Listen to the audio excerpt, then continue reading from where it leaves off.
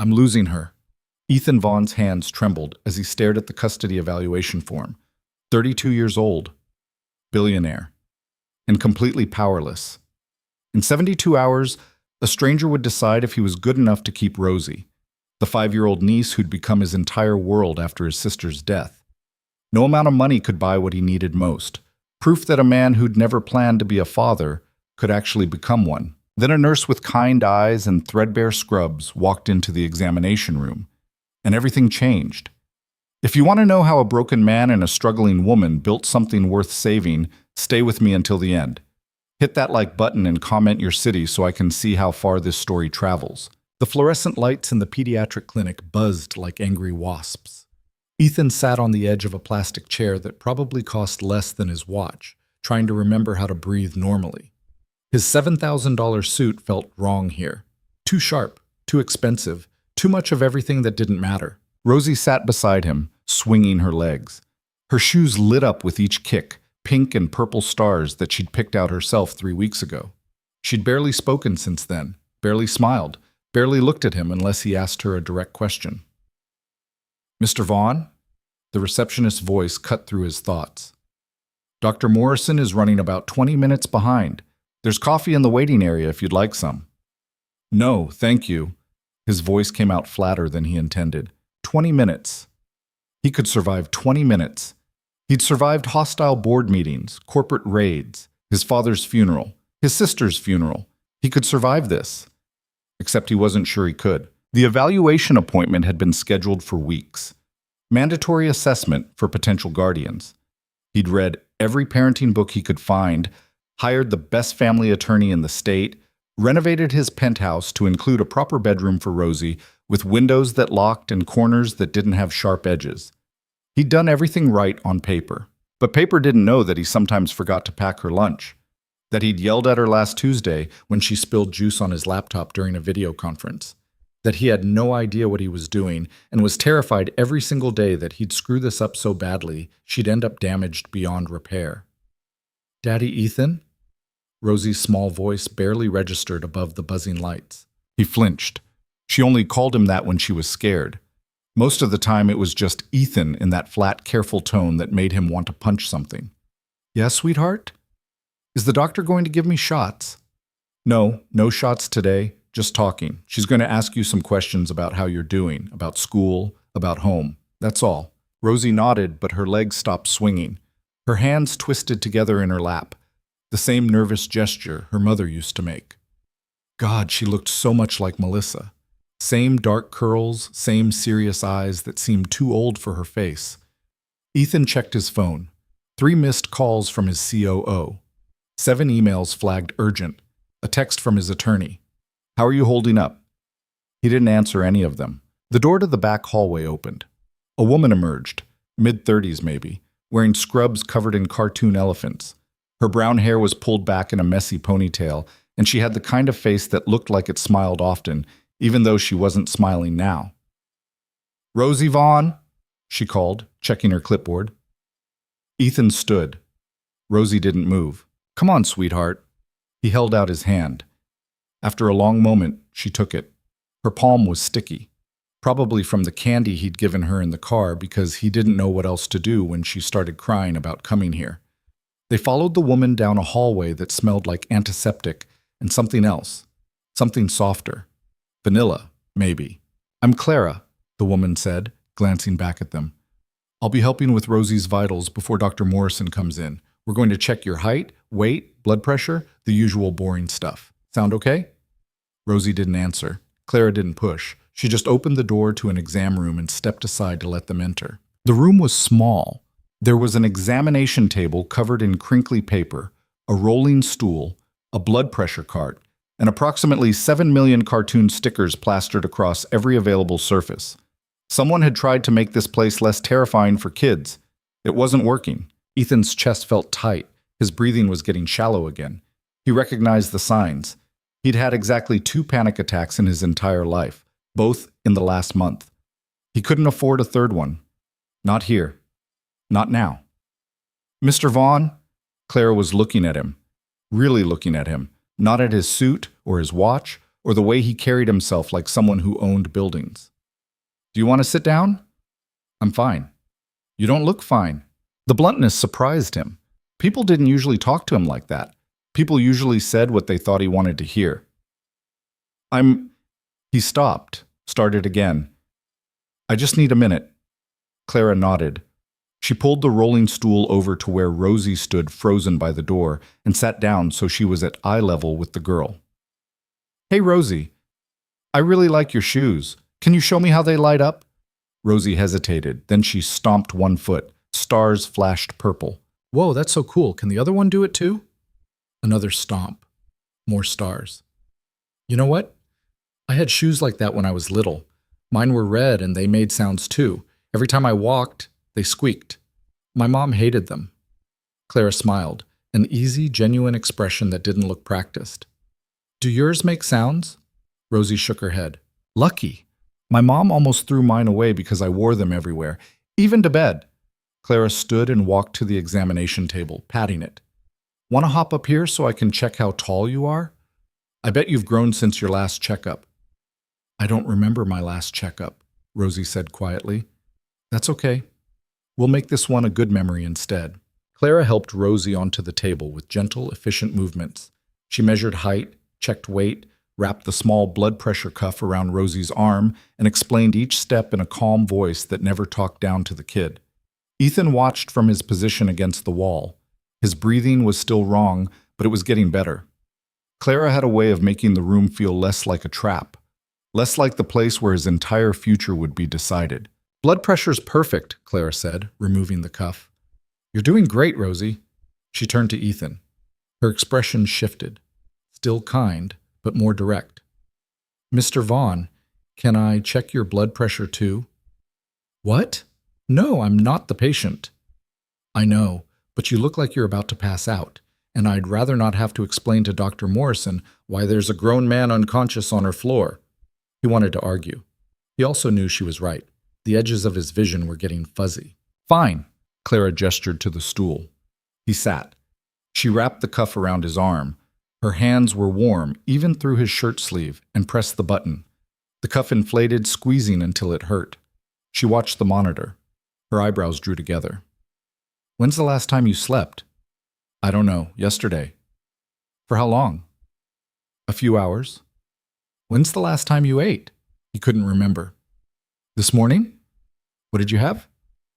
Coffee. Coffee isn't food, Mr. Vaughn. It's fine. I'm fine. The cuff released. Clara pulled it off and wrote something on her clipboard. When she looked up, her expression was serious. Your blood pressure is 160/95. That's stage 2 hypertension. At your age, that's dangerous. You need to see a doctor. I don't have time for... Make time. Because if you collapse from a stroke or a heart attack, Rosie loses you. And from what I can see, she's already lost enough. The words hit like a physical blow.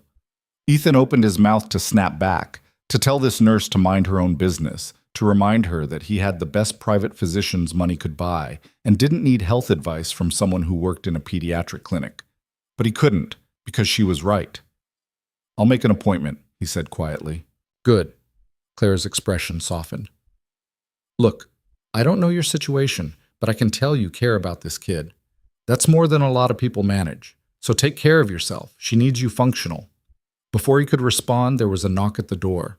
Dr. Morrison entered, a woman in her 50s with gray hair and wire-rimmed glasses. Good afternoon. I'm Dr. Morrison. You must be Rosie. She smiled at the girl, then at Ethan.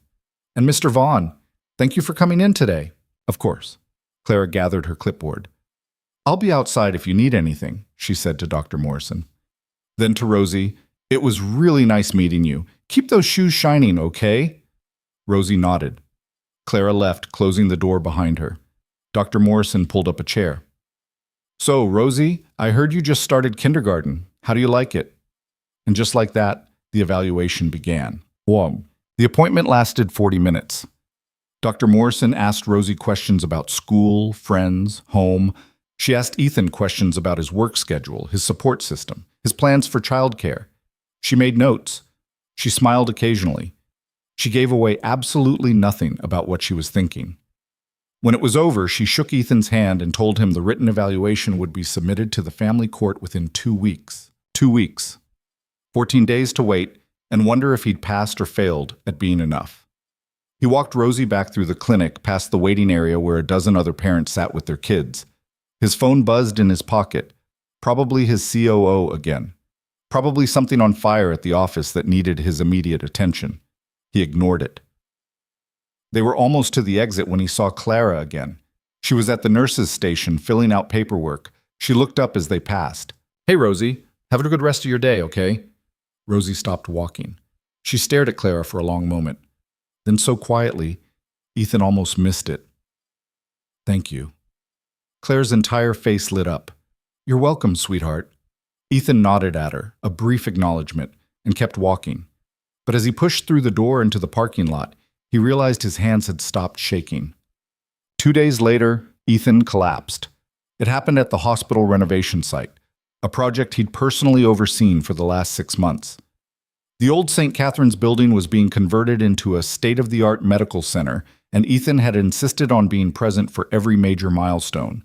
Control was how he managed things. Control was how he kept from falling apart, except his body had other plans. He'd been standing in the main lobby, reviewing structural plans with the lead contractor, when the world tilted sideways. His vision went white. His knees buckled. He remembered hitting the concrete floor, the taste of blood in his mouth, someone shouting his name from very far away. When he opened his eyes again, he was staring at a ceiling he didn't recognize. His head felt like someone had split it open with an axe. Everything hurt. "Mr. Vaughn, can you hear me?" He turned his head, slowly, because moving made everything worse, and saw Clara Bennett looking down at him. "What?" His voice came out as a croak. He tried again. "What are you doing here?" "I work here. Well, I work at the clinic across town most days, but I pick up shifts in the ER sometimes. You're lucky I was here when they brought you in."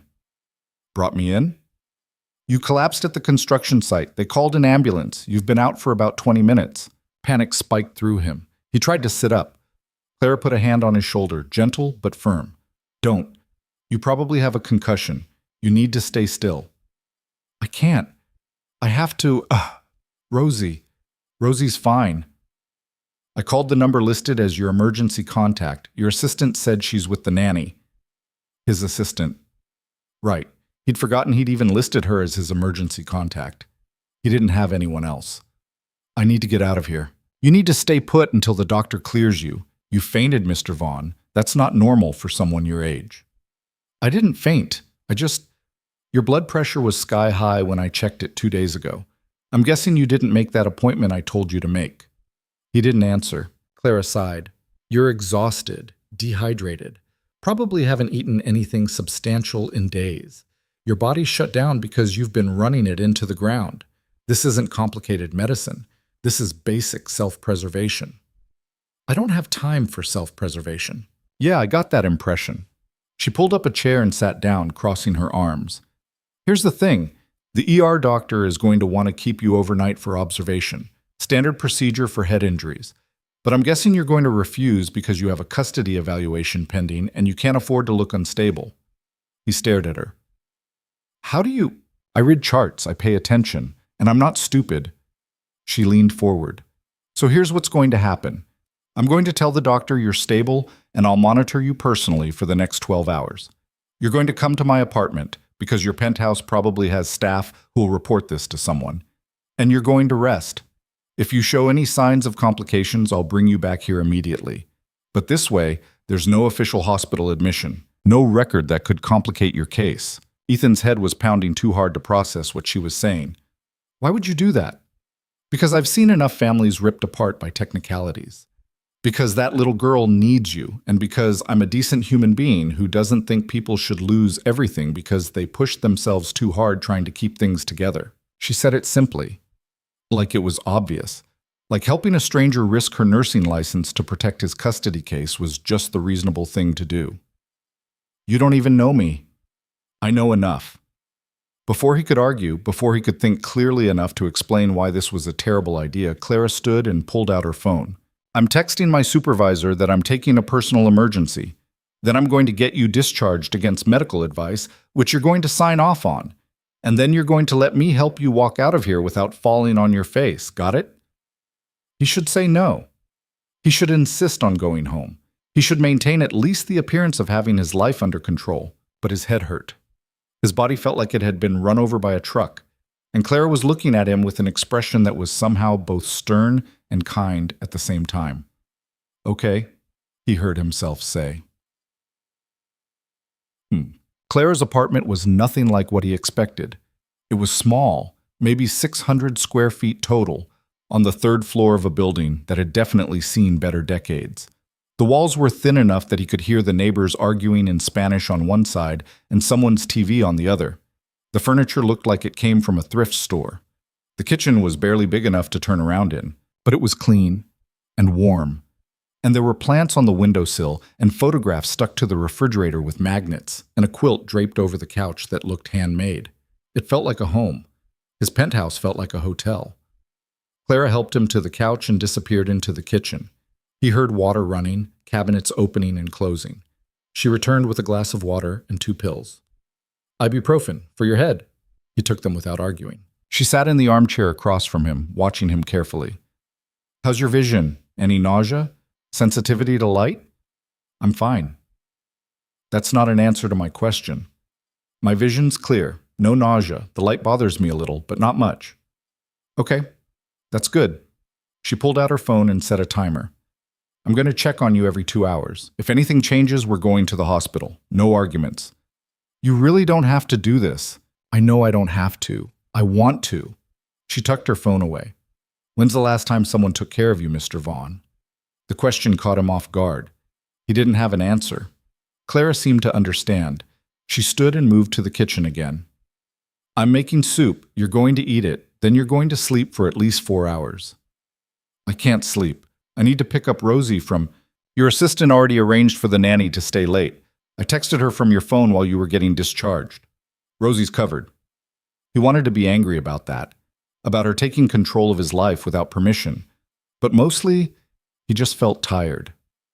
The soup was chicken noodle, from a can probably, but it tasted better than anything he'd eaten in weeks. Clara made him finish the entire bowl before she'd let him lie down. The couch was lumpy and too short for his frame, but the quilt was soft and the apartment was quiet in a way his penthouse never was. He closed his eyes, just for a moment. When he opened them again, the light outside had changed. Evening. Clara was sitting in the armchair with a book, reading by the glow of a small lamp. "What time is it?" His voice came out rough. "Almost 7. You slept for 5 hours." She closed the book and leaned forward. "How do you feel?" "Better." It was true.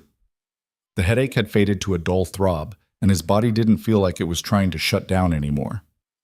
"Good. I checked on you twice. You didn't wake up, but your breathing was normal, and you weren't showing any concerning symptoms." She stood and stretched. "I'm going to make tea. Want some?" "Sure." She disappeared into the kitchen. Ethan sat up slowly, testing his balance. Steady.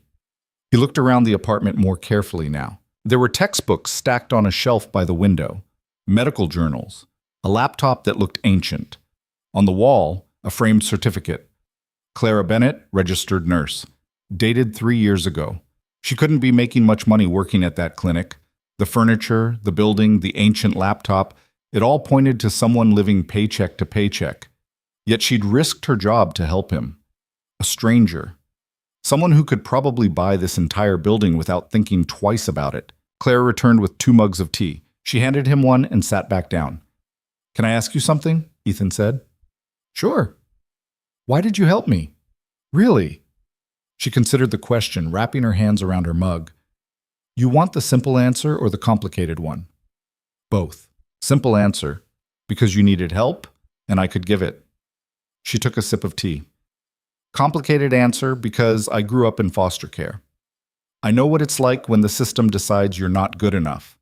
When people who don't know you get to make choices about your entire life based on paperwork and first impressions. And I could tell, at the clinic, that you're trying, really trying. Not everyone does. Foster care."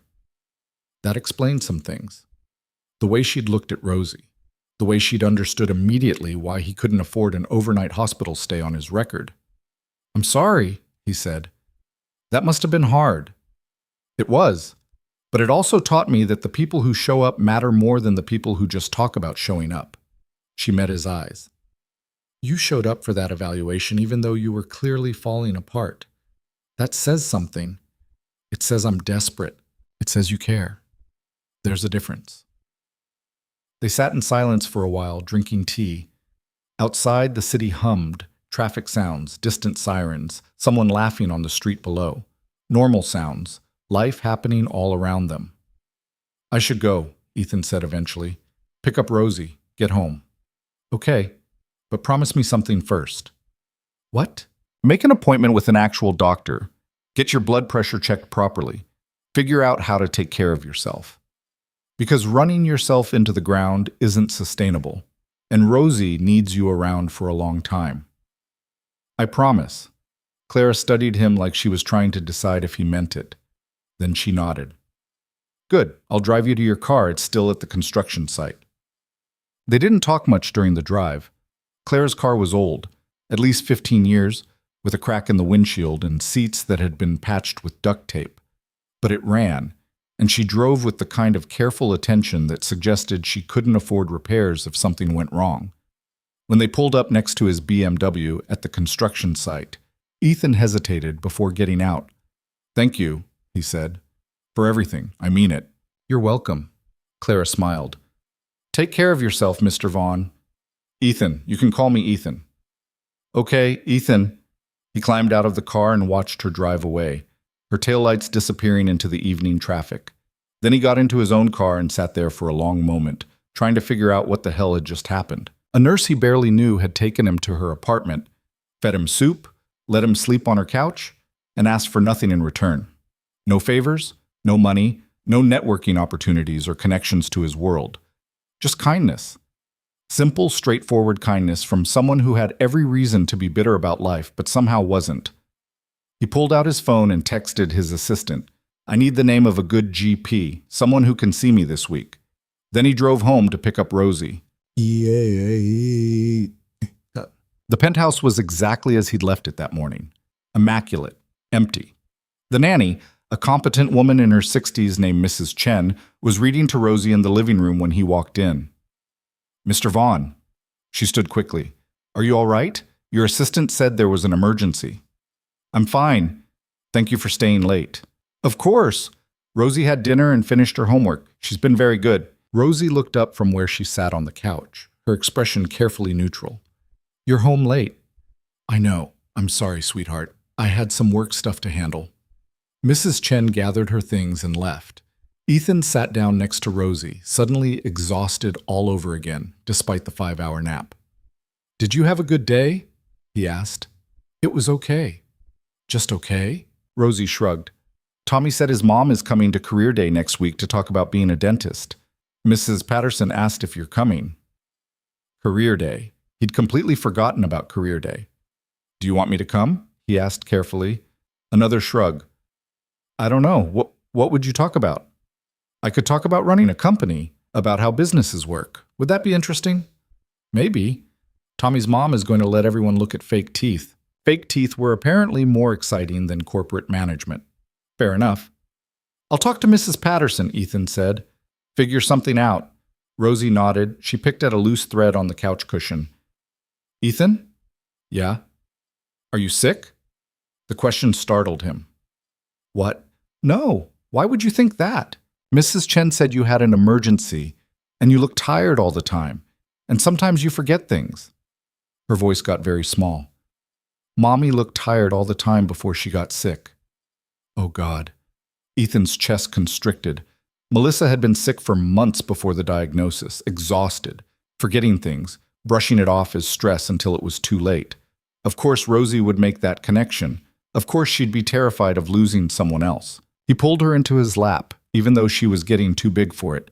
She didn't resist. I'm not sick, Rosie, I promise. I'm just working too much and not sleeping enough. That's different. That's fixable. How? I'm going to see a doctor. Get checked out properly. Make sure everything's okay. When? This week. She was quiet for a moment, then, okay. They sat like that for a while. Rosie tucked against his chest, his chin resting on top of her head. She smelled like the lavender shampoo Mrs. Chen used and the crayons she'd been coloring with. This was what mattered, not the board meetings or the construction projects or the corporate empire his father had built. This small, scared kid who'd lost her mother and was trying so hard not to lose anyone else. "I love you, Rosie," he said quietly. She didn't answer, but her hand came up and gripped his shirt, holding on tight. The evaluation results came back 10 days later. Ethan was in a meeting when his attorney called. He excused himself and took the call in the hallway, his heart pounding so hard he thought it might break through his ribs. "They approved you," his attorney said without preamble. "Conditional approval for the first 6 months, full custody review after that. But it's approved, Ethan. You get to keep her." The relief was so intense it made him dizzy. He leaned against the wall, pressing his free hand over his eyes. "What are the conditions?" "Standard stuff. Continue therapy for Rosie, maintain stable housing and income, submit to home visits from social services. Nothing you can't handle." "Okay. Thank you." "Congratulations, Ethan. You did it." He ended the call and stood there in the empty hallway, trying to process what he was feeling. Relief, yes, but also terror, because now it was real. Now he was legally responsible for raising this kid. For the next 13 years minimum, her entire life was in his hands. He couldn't screw this up. He went back to the meeting, finished the presentation, shook hands with the investors. Normal business, normal day. Except nothing felt normal anymore. That evening, he told Rosie over dinner, "The court said I can keep taking care of you, officially. You're going to stay here with me." Rosie looked up from her chicken nuggets. "Forever?" "As long as you want to. Yeah." She thought about that. Then she went back to her dinner without comment. No celebration, no relief, no emotion at all, just acceptance. It hurt more than he expected. 2 weeks passed. Ethan kept his promise. He saw a doctor, got his blood pressure under control, started taking medication, started sleeping more. The social worker made her first home visit and seemed satisfied. Rosie started speaking in full sentences occasionally instead of one-word answers. Small progress. Fragile progress. And through it all, Ethan kept thinking about Clara, the nurse who'd helped him when she had no reason to, who'd seen him at his worst and hadn't judged, who'd understood what he was fighting for without him having to explain. He should thank her properly, send flowers maybe, a gift card, something. Except none of that felt right. It all felt too transactional, too much like what he usually did, solve problems with money and move on. Finally, 3 weeks after the collapse, he went back to the clinic. It was a Thursday afternoon. The waiting room was packed with kids and exhausted parents. Ethan felt out of place in his business suit, carrying a small gift bag. "Can I help you?" the receptionist asked. "I'm looking for Clara Bennett, one of the nurses." "She's with a patient right now. Do you have an appointment?" "No, I wanted to drop something off for her." The receptionist looked skeptical, but took the bag. "I'll make sure she gets it." Ethan almost left, but then the door to the back hallway opened and Clara emerged, carrying a file. She saw him immediately. Her eyebrows went up. "Ethan?" "Hi. I was in the neighborhood. Thought I'd stop by." It was a terrible lie. The clinic was nowhere near his office or his apartment, but Clara didn't call him on it. "How are you feeling?" she asked. "Better." "Good, actually. I saw a doctor like you told me to. Got medication for the blood pressure. Haven't collapsed again." "That's good," she smiled. "How's Rosie?" "She's okay. We got the evaluation results back. I have custody." "Ethan, that's wonderful." "Yeah." He shifted his weight, suddenly uncertain. "I wanted to thank you, properly, for what you did, for helping me when you didn't have to." "You already thanked me." "I know, but—" He gestured at the gift bag the receptionist was holding. "I brought you something. It's not much. Just coffee. Good coffee. I remembered you had instant in your apartment, and I thought, anyway, it's just coffee." Claire's expression softened. She walked over to the receptionist, took the bag, looked inside. When she looked back up, her eyes were bright. "This is really nice. Thank you." "It's nothing.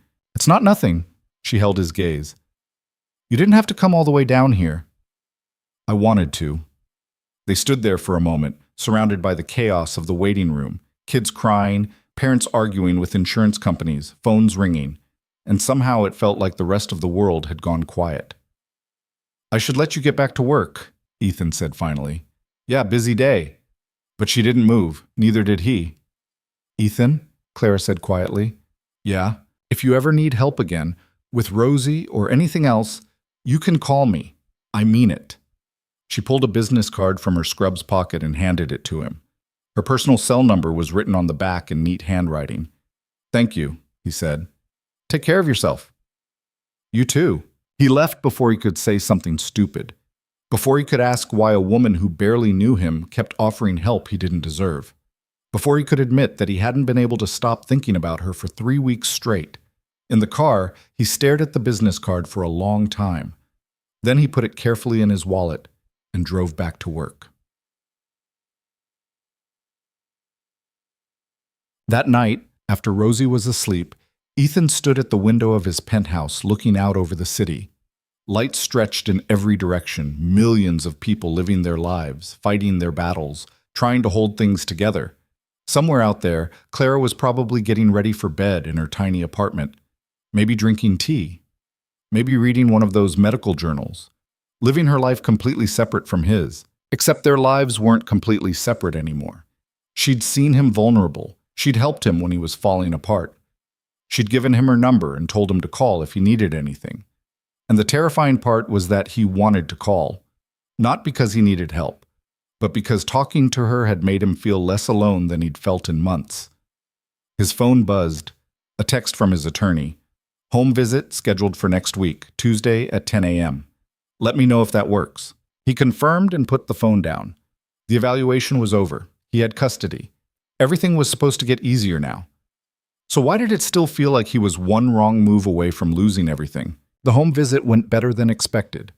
The social worker, a tired-looking woman named Patricia Martinez, spent 2 hours inspecting the penthouse, asking questions, watching how Ethan and Rosie interacted. She made notes. She smiled politely.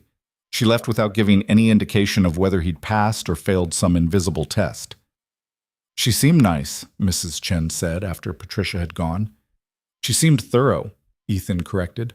He went back to work, tried to focus on the quarterly earnings report his CFO kept pestering him about. The numbers blurred together.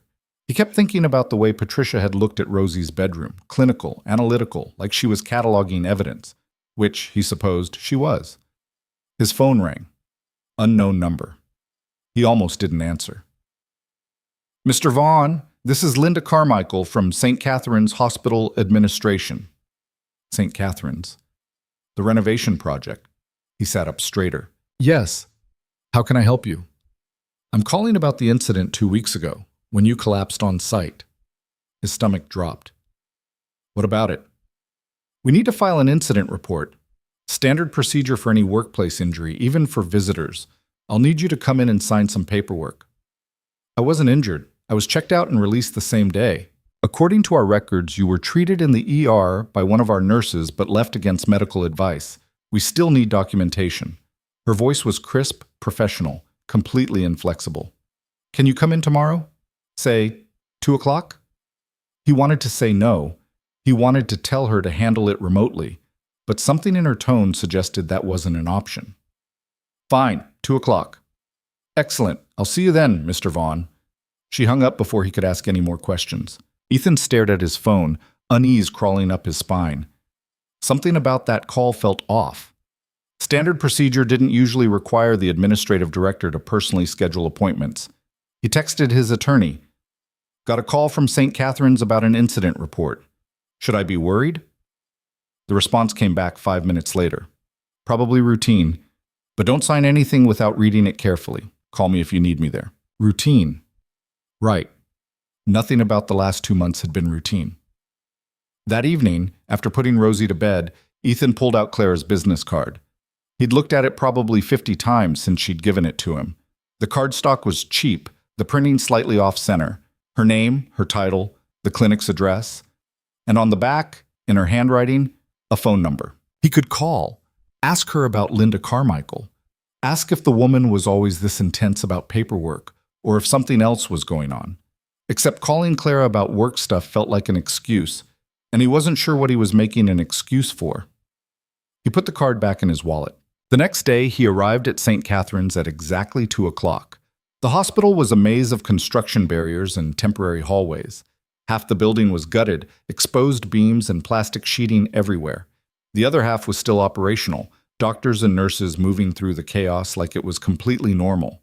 Linda Carmichael's office was on the 3rd floor, past 2 security checkpoints and down a corridor that smelled like fresh paint. She was waiting when he arrived. A woman in her early 50s, gray suit, hair pulled back so tight it looked painful. "Mr. Vaughn, thank you for coming." She didn't offer to shake hands. "Please, sit." He sat. The office was aggressively neat, everything at right angles, not a paper out of place. A filing cabinet stood against one wall. Her desk was empty except for a single folder. "I'll get right to the point," Linda said, opening the folder. "According to our ER records, you were treated by Nurse Clara Bennett on the 15th of last month. You presented with acute hypertension and a possible concussion after collapsing at our construction site. That's correct? And Nurse Bennett discharged you against medical advice after only 2 hours of observation. I signed the AMA form. It was my choice to leave." "Yes, but it was Nurse Bennett's choice to allow it." Linda pulled out a printed document, the ER report, from the look of it. "Standard protocol for head injuries requires a minimum of 6 hours observation." She cut that short. "And according to the notes, she indicated she would personally monitor you for the remainder of the observation period." Ethan's chest tightened. So that's highly irregular. Nurses don't provide private medical care to patients outside of hospital supervision. It opens the hospital to significant liability. "Nothing happened. I was fine." "That's not the point, Mr. Vaughn." Linda folded her hands on the desk. "I've reviewed Nurse Bennett's file. She's had several instances of bending protocol. Small things mostly, staying late with patients, following up on cases that aren't her responsibility. Nothing actionable. Until now." "What are you saying?" "I'm saying that her decision to take you home and monitor you privately was a serious breach of professional boundaries. And I need to understand why she did it." The question hung in the air between them. Ethan understood immediately what she was implying, that Clara had done something inappropriate, that there was something improper about their interaction.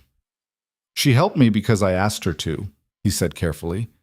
"I explained that I had personal circumstances that made an overnight hospital stay complicated. She found a solution that kept me safe while respecting my situation. That's good medicine, not a breach of protocol. Good medicine follows hospital policy, Mr. Vaughn, not personal judgment." "Then maybe your hospital policy needs updating." Linda's expression didn't change. "I'll need to speak with Nurse Bennett, get her account of what happened. This meeting is to inform you that you may be contacted as part of that investigation." "Investigation? You're investigating her for helping me?" "I'm investigating a protocol violation. Whether it was well-intentioned is beside the point." She closed the folder. "Thank you for your time, Mr. Vaughn. Someone will be in touch if we need additional information." She was dismissing him, just like that, telling him she was going to potentially ruin Clara's career and expecting him to walk away. "Don't do this," Ethan said. "Excuse me?" "Don't punish her for doing the right thing. She helped me when I needed it. That's all that happened." "The right thing is following established medical protocols. They exist for a reason. The protocols didn't account for my situation." "Then you should have stayed in the hospital." Linda stood, signaling the meeting was over. "I appreciate your perspective, Mr. Vaughn, but this is a hospital administration matter. I'm sure you understand." He didn't understand, but arguing wasn't going to help Clara. He left the office, his jaw clenched so tight his teeth hurt. In the hallway, he pulled out his phone and called his attorney. "They're going after her," he said when she picked up. "The nurse who helped me. They're investigating her for protocol violations." "Slow down. Who's investigating?" He explained. "Linda Carmichael. The incident report, the thinly veiled accusation of impropriety." His attorney was quiet for a moment. "Ethan, I need you to be honest with me. Was there anything inappropriate about your interaction with this nurse?" "What?" "No, she helped me. That's it. No personal relationship, no exchange of money or favors. I brought her coffee as a thank you. That's it." Another pause. "Okay, here's the problem. If the hospital wants to make this an issue, they can. Medical professionals have strict boundaries about treating people outside of clinical settings. Even if her intentions were good, she did technically violate protocol. So what do I do? Nothing. You don't do anything. If they contact you, tell the truth. But don't try to intervene. That'll just make it look like there's something to hide. She could lose her job. I know. But you inserting yourself into a hospital HR investigation won't help her. It'll hurt her. And potentially hurt your custody case if it looks like you're involved in some kind of inappropriate relationship. Ethan closed his eyes. His attorney was right. He knew she was right. But the idea of doing nothing while Clara faced consequences for helping him made him feel sick. Okay, he said finally, I'll stay out of it. But he didn't put his phone away. Instead, he pulled up Clara's number and typed out a message. Linda Carmichael called me in about the incident report. I think she's going to make trouble for you. I'm sorry. I didn't mean for this to happen. He stared at the message for a long time before hitting send. The response came back 20 minutes later. Don't worry about it. I knew the risks when I made the call. Thanks for the heads up. That was it. No anger, no blame, no panic, just acceptance. It made him feel worse. He drove back to the office and tried to work, failed miserably, left early to pick up Rosie from school. She was waiting outside her classroom with her backpack, talking to another girl. When she saw him, she said goodbye to her friend and walked over. You're early, she said. Yeah, meetings ended sooner than I thought. They walked to the car in silence. Rosie climbed into her booster seat, buckled herself in. She'd gotten good at that. Good at a lot of things. Making her own breakfast, packing her backpack, remembering homework. All the little independent skills that kids learned when adults were too distracted to do everything for them. How was school? Ethan asked. Fine. Just fine? We had art. I painted a flower. What kind of flower? I don't know. Just a flower. Can we get ice cream? The request surprised him. Rosie almost never asked for things. She just accepted whatever he offered and didn't push for more. Sure, ice cream sounds good.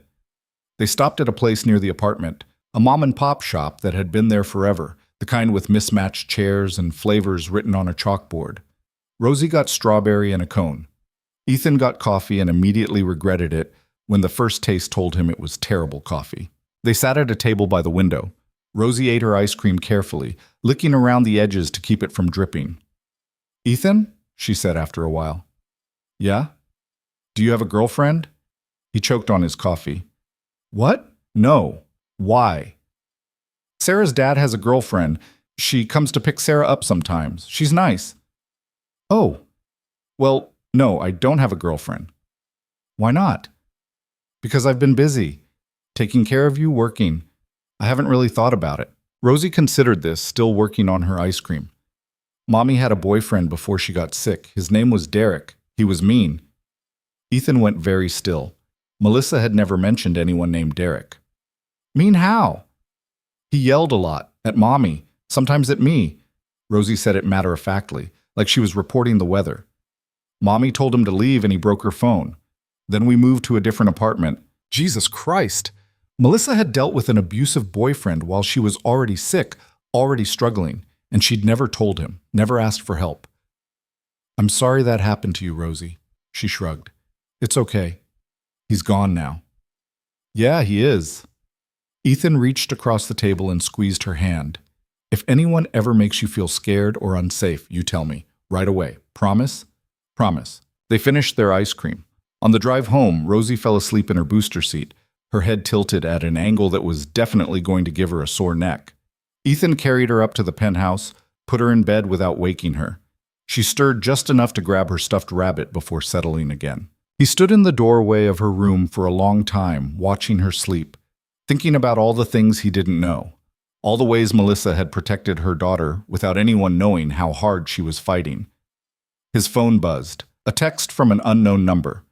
This is Patricia Martinez. I need to schedule a follow-up visit. Are you available Friday afternoon?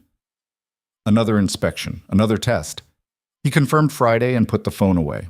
Later that night, after he'd tried and failed to focus on work emails, he found himself looking at Clara's number again. His attorney had told him to stay out of the hospital investigation, not to make things worse, but thanking someone wasn't making things worse. and he owed her more than a text message.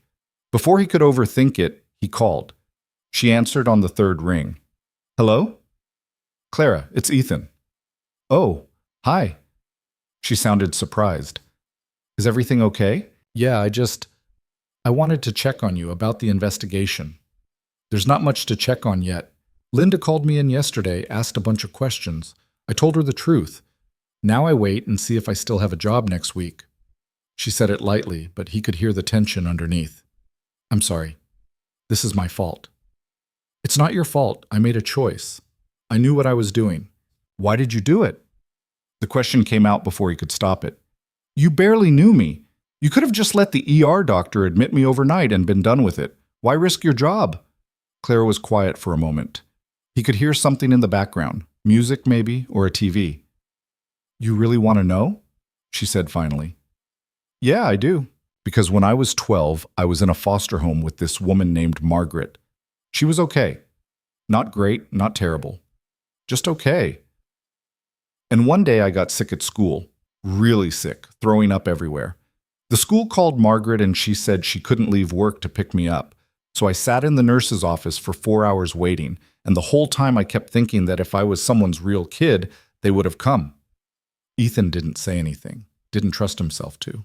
When I saw you at the clinic with Rosie, Claire continued, I saw someone who was trying so hard to be what she needed, and I thought about all the times nobody tried that hard for me.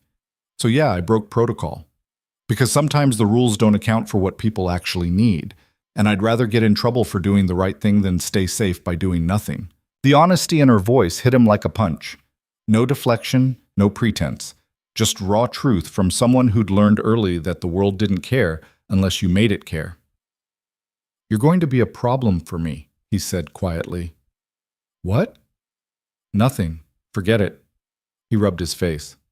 Thank you for telling me that, and for everything else. You already thanked me multiple times. You can stop now. I don't think I can. She laughed, a real laugh, not polite or practiced. You're persistent. I'll give you that. It's a character flaw. Among others, I'm sure. They talked for another 20 minutes, about nothing important, about her shift schedule and his construction project and whether the weather was ever going to cool down.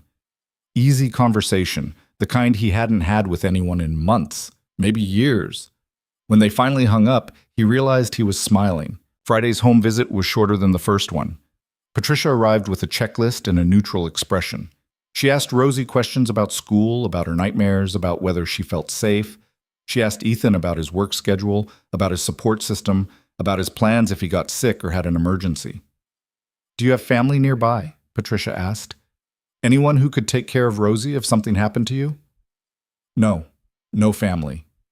Friends? He thought about the people he knew. Business associates mostly, colleagues he'd worked with for years but never spent time with outside of meetings. His college roommate who'd moved to Singapore. The neighbor in the penthouse across the hall who he'd spoken to maybe 3 times. I have Mrs. Chen, the nanny. She's very reliable. Patricia wrote something down. What about a backup plan if Mrs. Chen isn't available? I haven't needed one yet. You should have one. Single parents need contingency plans. What if you collapse again? What if you're out of town and Mrs. Chen has a family emergency? She was right. He knew she was right, but the question felt like a trap.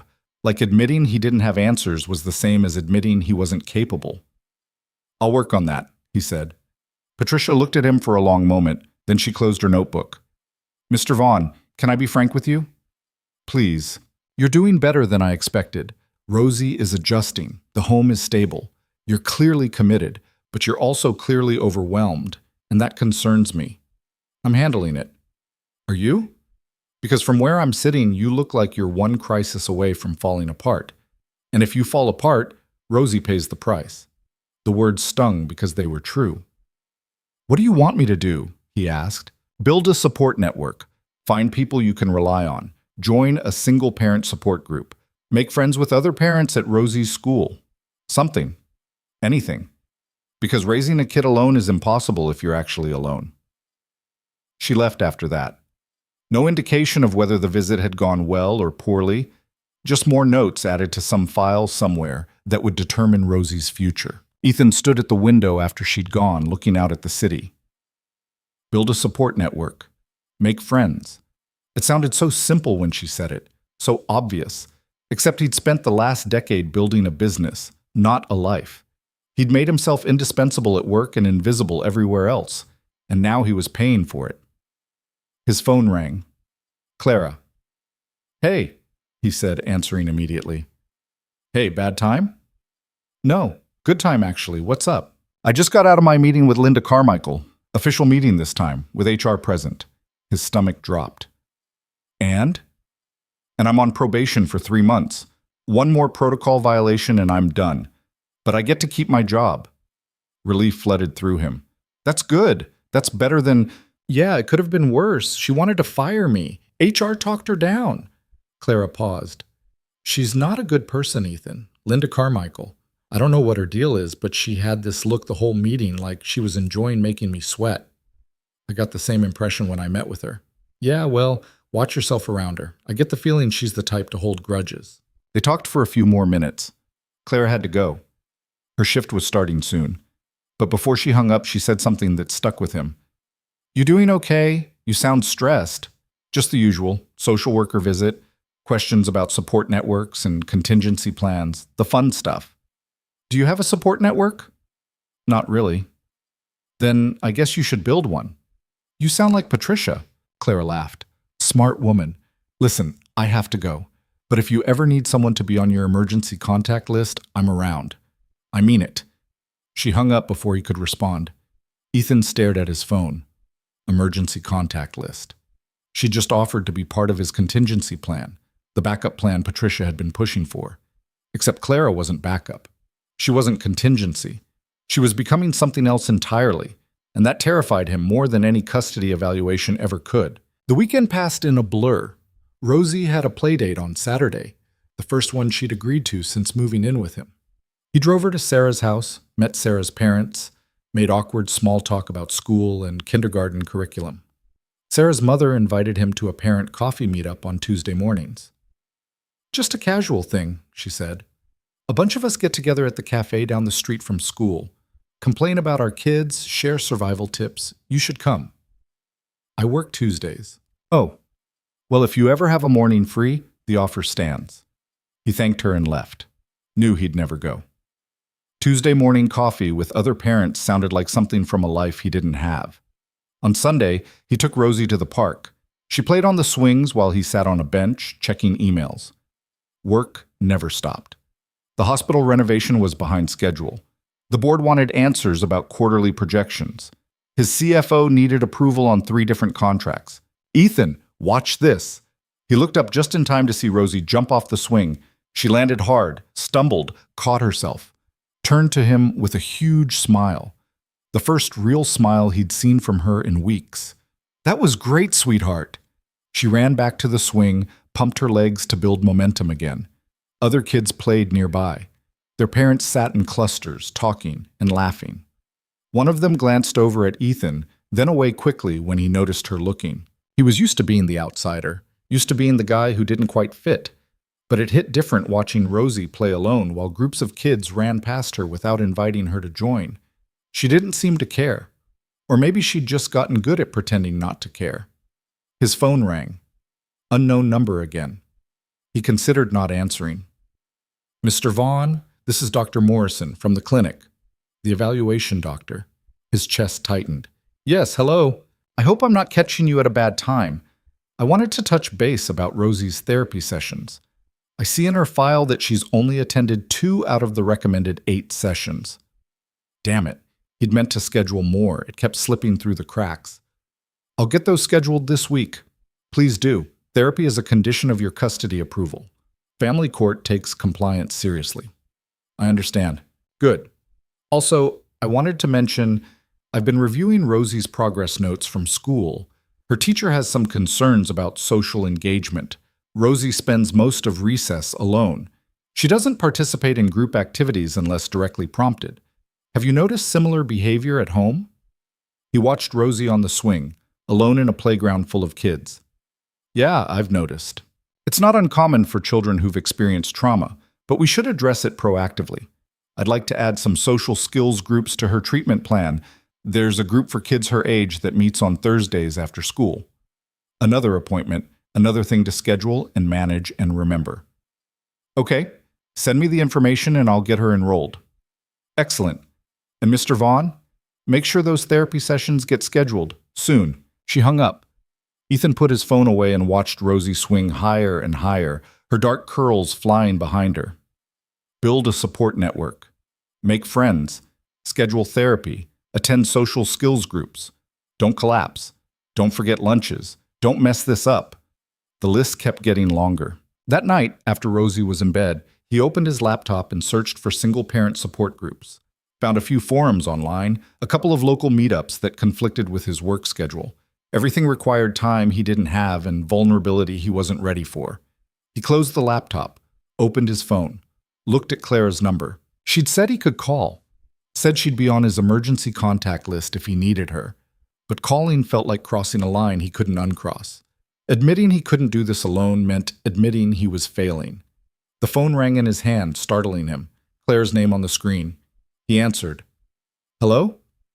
Okay, don't freak out, but I'm outside your building. What? I'm outside. I brought food, real food, not coffee. Can I come up? Clara, it's 9 o'clock on a Sunday night. I know. Is that a yes or a no? You should say no. Should tell her it wasn't appropriate, that people would talk, that his attorney had specifically warned him about appearances.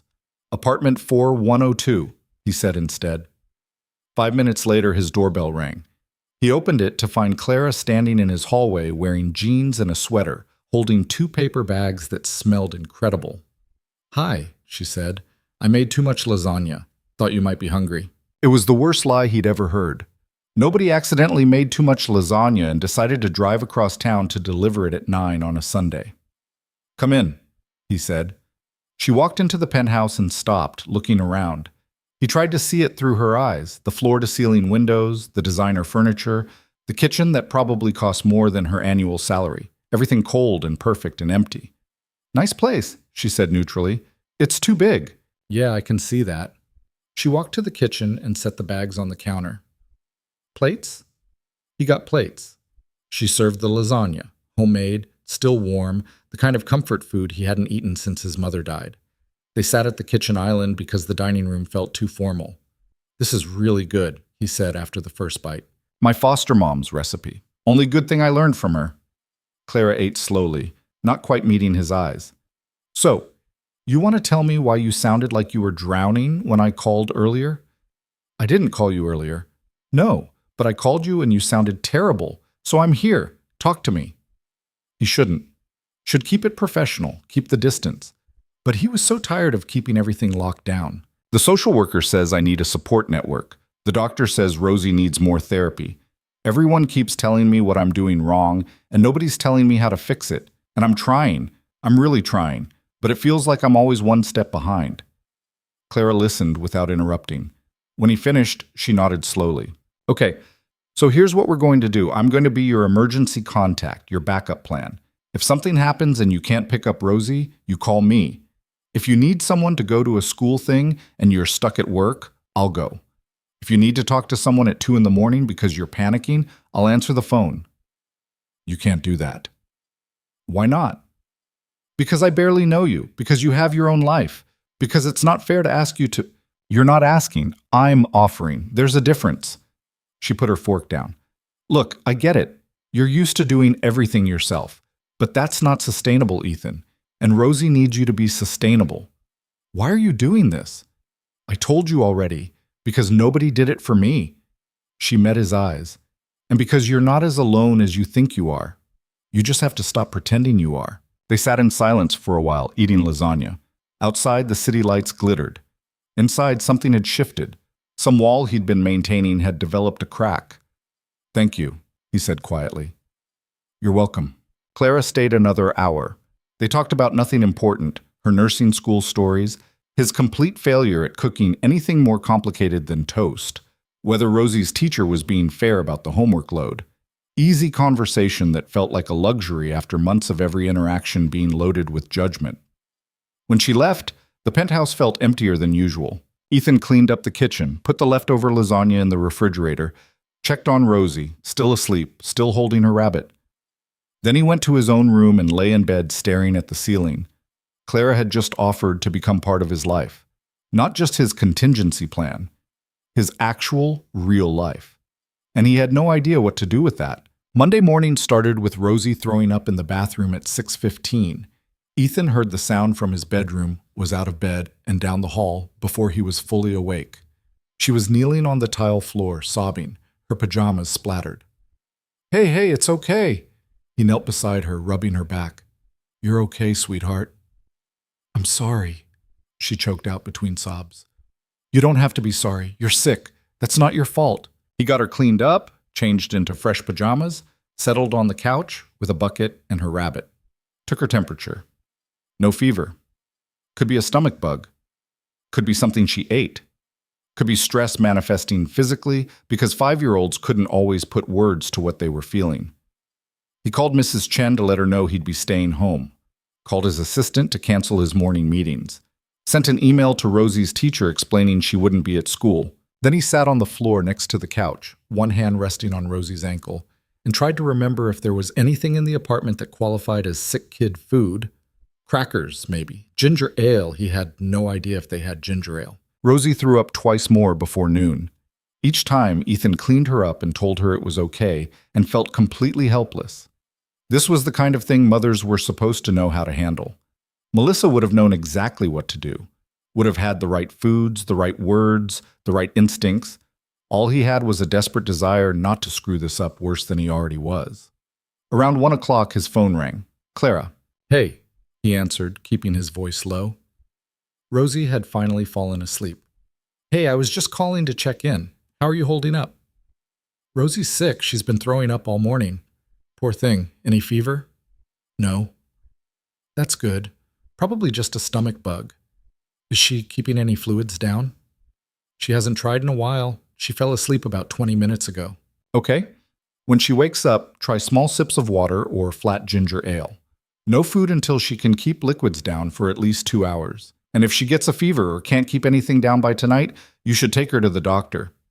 The relief he felt hearing someone tell him what to do was embarrassing. Thank you. You sound exhausted. I'm fine.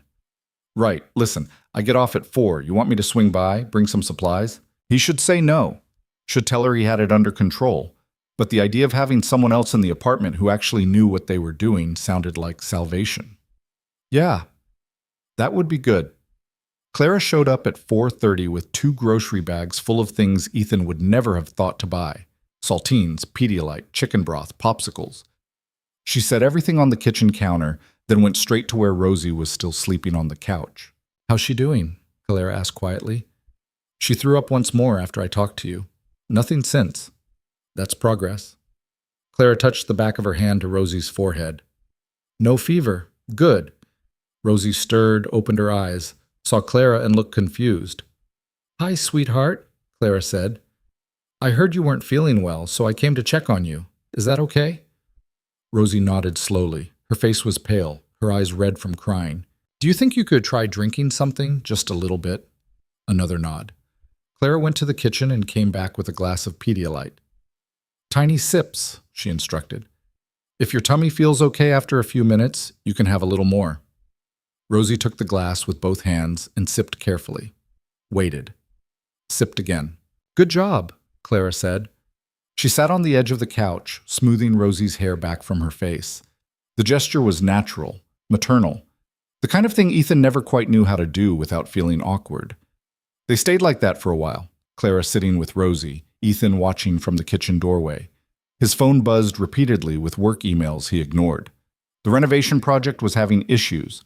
The contractor needed decisions. His CFO wanted to schedule an emergency board meeting. None of it felt important. Around 6, Rosie managed to eat half a popsicle without throwing up. Clara declared it a victory and suggested trying some broth. Ethan heated it up while Clara kept Rosie company, telling her about the worst stomach bug she'd ever had as a kid. I threw up so much they thought I'd never stop, Clara said. I was convinced I was dying. Kept writing goodbye letters to everyone I knew. Did you die? Rosie asked seriously. Nope, still here. And you're going to be fine too. By 7:30, Rosie had kept down broth and crackers and was looking less like a ghost. She fell asleep on the couch again, this time peaceful instead of miserable. Clara helped Ethan clean up the kitchen. They worked in comfortable silence, moving around each other easily despite the space being designed for one person. "Thank you for coming," Ethan said finally. "I had no idea what I was doing." "You were doing fine. Kids get sick. It's scary the first few times, but you figure it out." "You make it sound simple." "It's not simple, but it's not impossible either." She dried the last dish and set it in the rack. "You're being too hard on yourself. You know that, right?" "Someone has to be." "No, they don't. You're allowed to be learning as you go. You're allowed to not have all the answers." He leaned against the counter, suddenly exhausted. "Everyone keeps telling me what I should be doing. The social worker, the doctor, my attorney. Everyone has opinions about how I'm screwing up." "Are you screwing up?" "I don't know. Maybe. Rosie barely talks to me. She calls me Ethan, not Dad. She's in therapy because I don't know how to help her process her grief. I'm rich enough to buy her anything she wants, but I can't make her smile." Clara was quiet for a moment. When she spoke, her voice was gentle.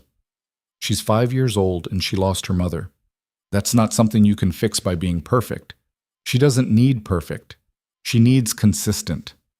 I'm trying to be consistent. I know you are. And she knows it too, even if she can't say it yet." His phone buzzed again. He glanced at it. His CFO, third call in 2 hours. He sent it to voicemail. "You should probably get that," Clara said. "It can wait." "Can it? Right now?" "Yeah, it can wait." She smiled at that. "You're learning." They moved to the living room.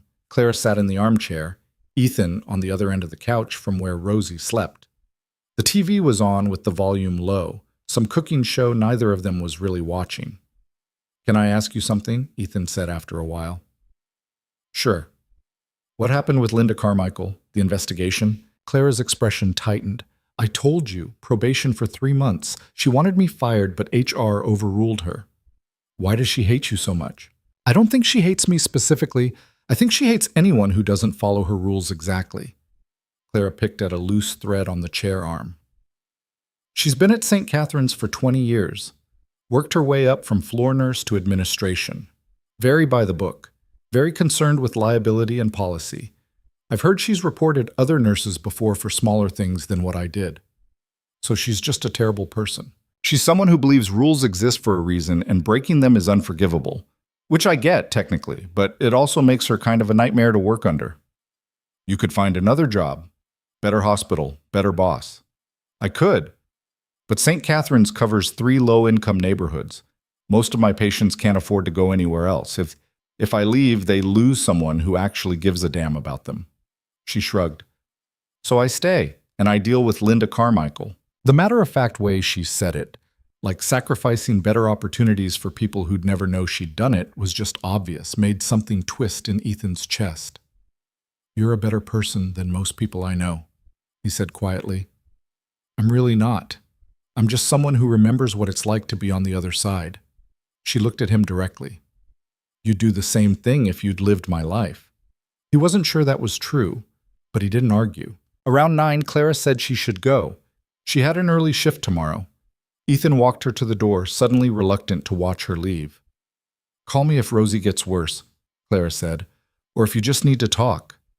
Anytime." "I will." She left, and the apartment felt too quiet again. The next 3 days passed in a blur. Rosie recovered from the stomach bug but stayed clingy, wanting Ethan nearby even when he was trying to work from home. He rescheduled the meetings he'd missed, dealt with the crisis at the construction site, delayed permits, contractor disputes, the kind of problems that usually energized him but now just felt like noise. Clara texted him throughout the day. Small check-ins. "How's Rosie feeling? Did she eat anything? You doing okay?" Nothing intrusive, just enough to remind him he wasn't completely alone in this. Thursday afternoon, he took Rosie to her first social skills group. It was held in a community center that smelled like old carpet and industrial cleaner. 6 other kids sat in a circle with a cheerful therapist named Karen, who had everyone introduce themselves using their favorite animal. Rosie said she liked rabbits. Barely audible. Eyes on the floor. Ethan watched through the observation window as Karen led the group through activities designed to teach sharing and conversation skills. Most of the kids participated. Rosie sat quietly, following instructions but never volunteering, never initiating. Another parent joined him at the window, a woman around his age, exhausted looking, holding a coffee like a lifeline. "First time?" she asked. "Yeah, it gets easier. My son's been coming for 6 months. He actually talked to another kid last week, unprompted. I almost cried." "That's good. Which one's yours?" He pointed out Rosie. The woman nodded sympathetically. "The quiet ones are tough. My son was like that at first. Wouldn't engage at all. But Karen's good, patient. She doesn't push too hard." They watched in silence for a while. Ethan's phone buzzed. His attorney. He sent it to voicemail. "Are you single parenting?" the woman asked. "Yeah, you?" "Divorced. His dad has him every other weekend, which is technically helpful, but mostly just disruptive because Kyle hates transitions." She sipped her coffee. "What's your situation?" "I'm raising my niece. Her mother passed away a few months ago." "Oh God, I'm sorry." The woman looked genuinely distressed. "That's brutal. How are you managing?" "I have no idea." She laughed, dark and knowing. "Yeah, that sounds about right." When the session ended, Rosie came out holding a paper heart she'd decorated with stickers. She showed it to Ethan without smiling. "That's beautiful, sweetheart. Did you make that yourself?" "Karen helped?" "Well, you both did a great job." In the car, Rosie was quiet. Ethan tried to ask her about the group, about the other kids, got one-word answers, eventually gave up. His phone rang as they pulled into the parking garage. "Clara." "Hey," he answered. "Hey, how'd the social skills thing go?" "She survived it, not sure she enjoyed it. That's normal for the first few times. She'll warm up to it." "You sound very confident about that." "I am, because she's a smart kid, and smart kids figure things out eventually." Clara paused. "Listen, I was thinking, I have Saturday off. What if I took Rosie to the Children's Museum? Give you a few hours to yourself. You sound like you could use a break." The offer surprised him. "You don't have to do that." "I know I don't have to. I want to. Unless you think Rosie wouldn't be comfortable with me." "No, I think she'd like that, actually." "Good. I'll pick her up around 10? "Yeah, okay, thank you." After they hung up, Ethan sat in the car for a long moment. Clara was inserting herself into their lives more and more, becoming a fixture. Someone Rosie was starting to depend on, someone he was starting to depend on. And the terrifying part was how natural it felt, how easy it would be to let her keep showing up, keep helping, keep being the thing that made everything slightly less impossible. Saturday morning, Clara arrived exactly at 10 wearing jeans and a sweater, her hair in a ponytail. Rosie was waiting by the door, clutching her backpack like she was going on an expedition. "Ready for an adventure?" Clara asked. Rosie nodded. She glanced back at Ethan, uncertain. "Go have fun," he told her. "I'll be here when you get back." "Promise?" The question hurt. "Promise." Clara took Rosie's hand and they left together. Ethan watched from the window as they got into Clara's car, watched until the car disappeared into traffic. Then he stood in the middle of his empty penthouse and had no idea what to do with himself. He tried to work, made it through 20 minutes of emails before giving up, tried to read, couldn't focus. Finally just sat on the couch, staring at nothing, realizing this was the first time he'd been alone in his apartment in months. The silence was suffocating.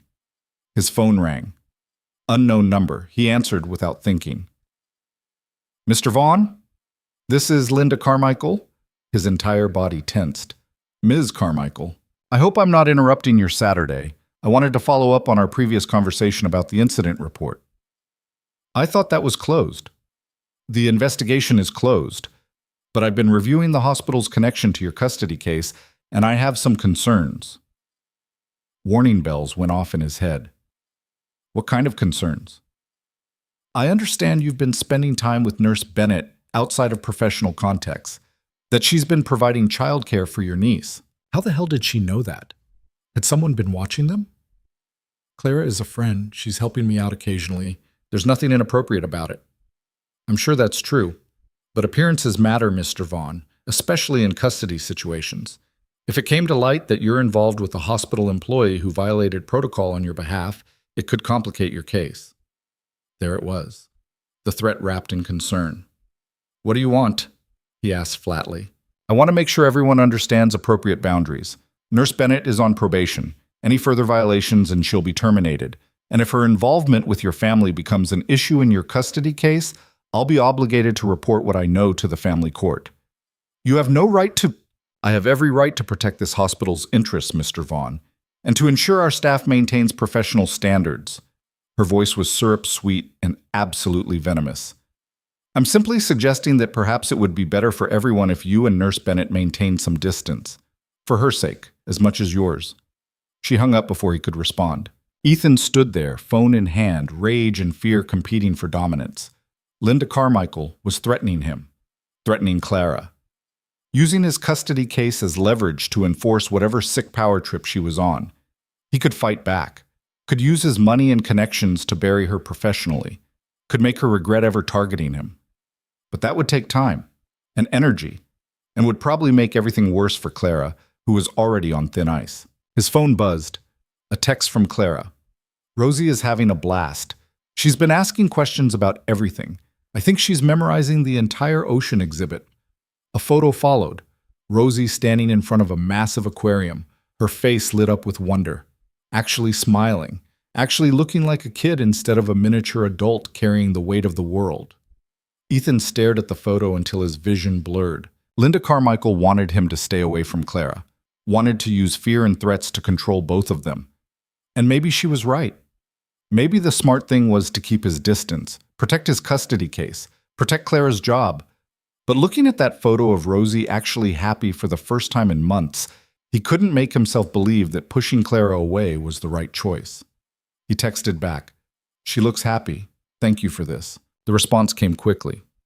"She's a great kid. You're doing a good job with her." He wanted to believe that. Wanted to believe he was capable of being what Rosie needed. But doubt was a constant companion now. Clara brought Rosie back around 3. His niece came through the door talking, actually talking, in full sentences about the butterfly pavilion and the physics demonstrations and how water can be 3 different states of matter. "Did you know ice is just frozen water?" Rosie asked him. "And steam is water that got so hot it turned into air?" "I did know that. Did you like learning about it?" "Yeah, Clara explained it really good. Better than Mrs. Patterson." Clara smiled from the doorway. "I had a good student." Rosie ran to her room to put her backpack away. The moment she was gone, Ethan's expression hardened. "Linda Carmichael called me this morning." Clara's smile vanished. "What did she want?" "To threaten both of us. She knows you've been spending time with Rosie.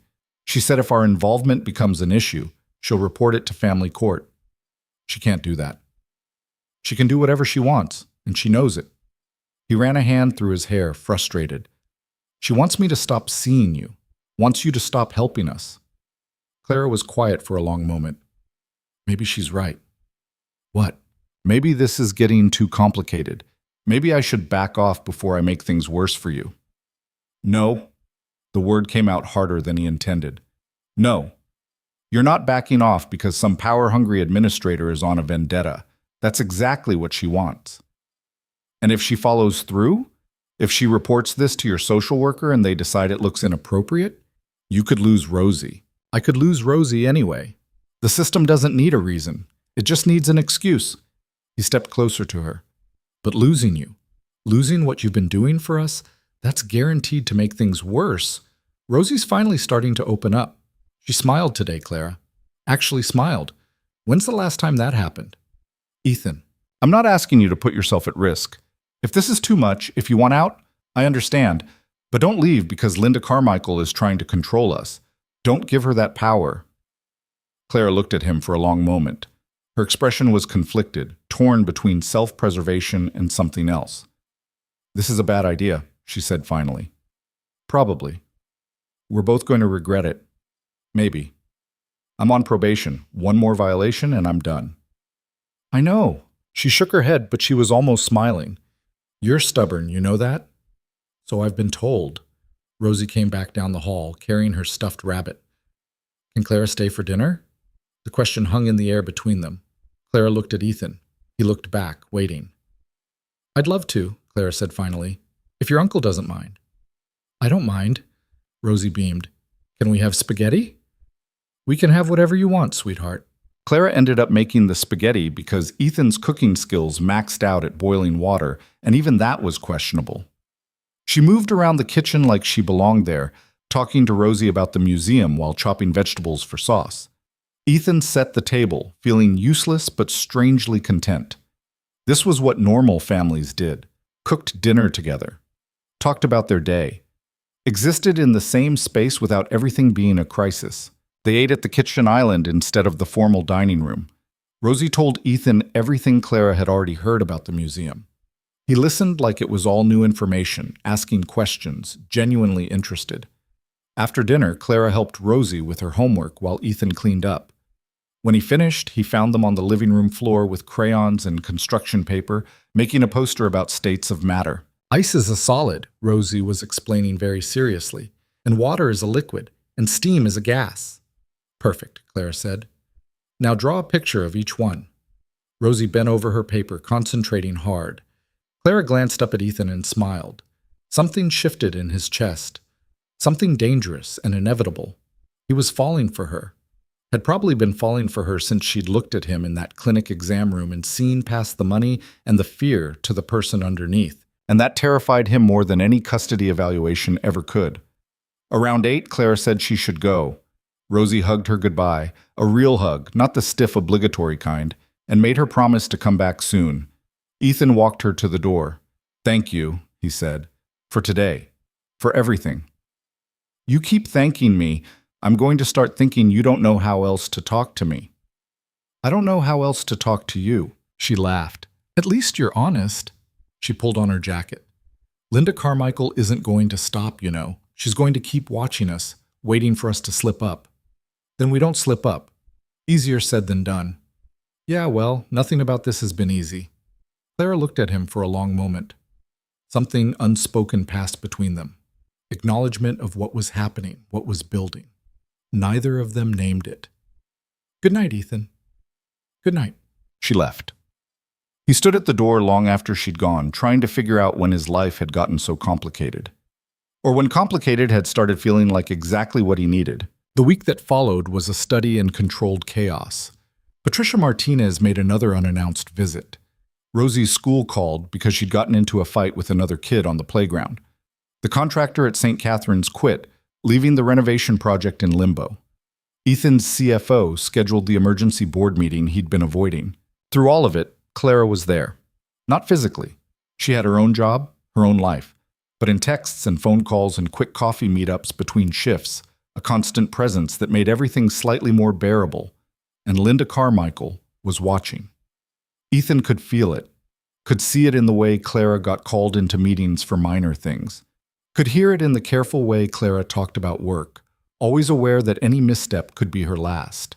Friday afternoon, Ethan left work early to pick up Rosie from her social skills group. She came out looking frustrated.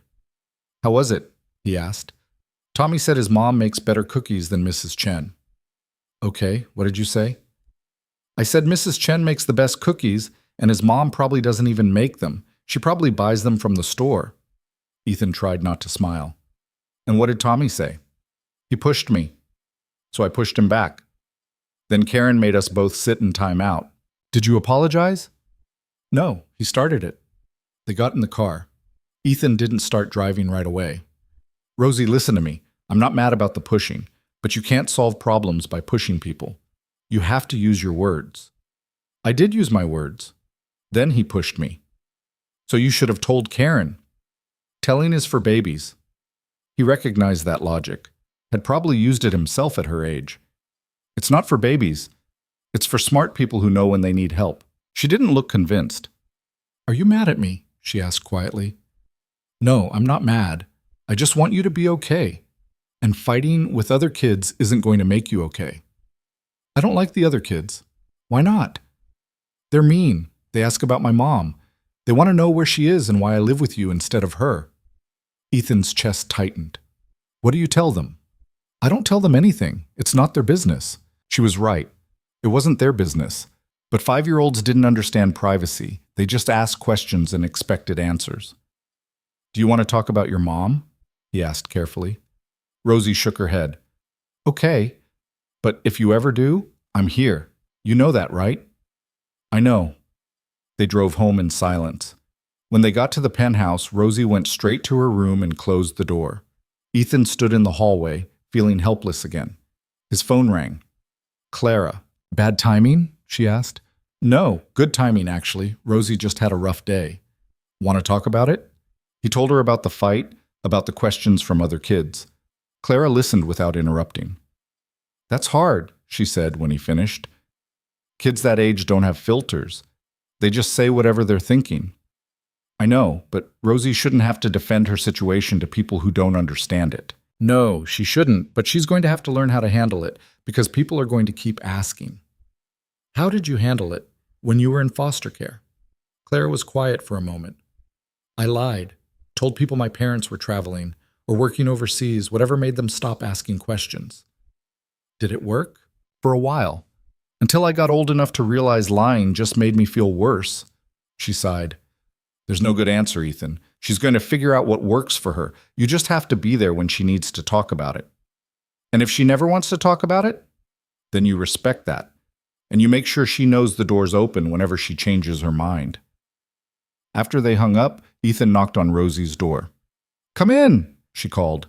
She was sitting on her bed with her rabbit, not doing anything, just sitting. I'm going to order pizza for dinner, Ethan said. What kind do you want? Cheese? Just cheese? Yeah. He sat on the edge of her bed. I know today was hard. I know the other kids ask questions that aren't fair, but you're allowed to tell them it's private. You don't have to explain anything you don't want to explain. Rosie picked at her rabbit's ear. Do you miss Mommy? The question caught him off guard. Yeah, I do. Me too. Her voice was very small. Sometimes I forget what she looks like, and then I remember and I feel bad for forgetting. That's normal, sweetheart. It doesn't mean you didn't love her. I know. She looked up at him. Do you think she's mad at me for living with you instead of remembering her all the time? Oh God, this kid was carrying so much guilt it was suffocating her. No, Ethan said firmly. She's not mad. She loved you so much, Rosie, more than anything.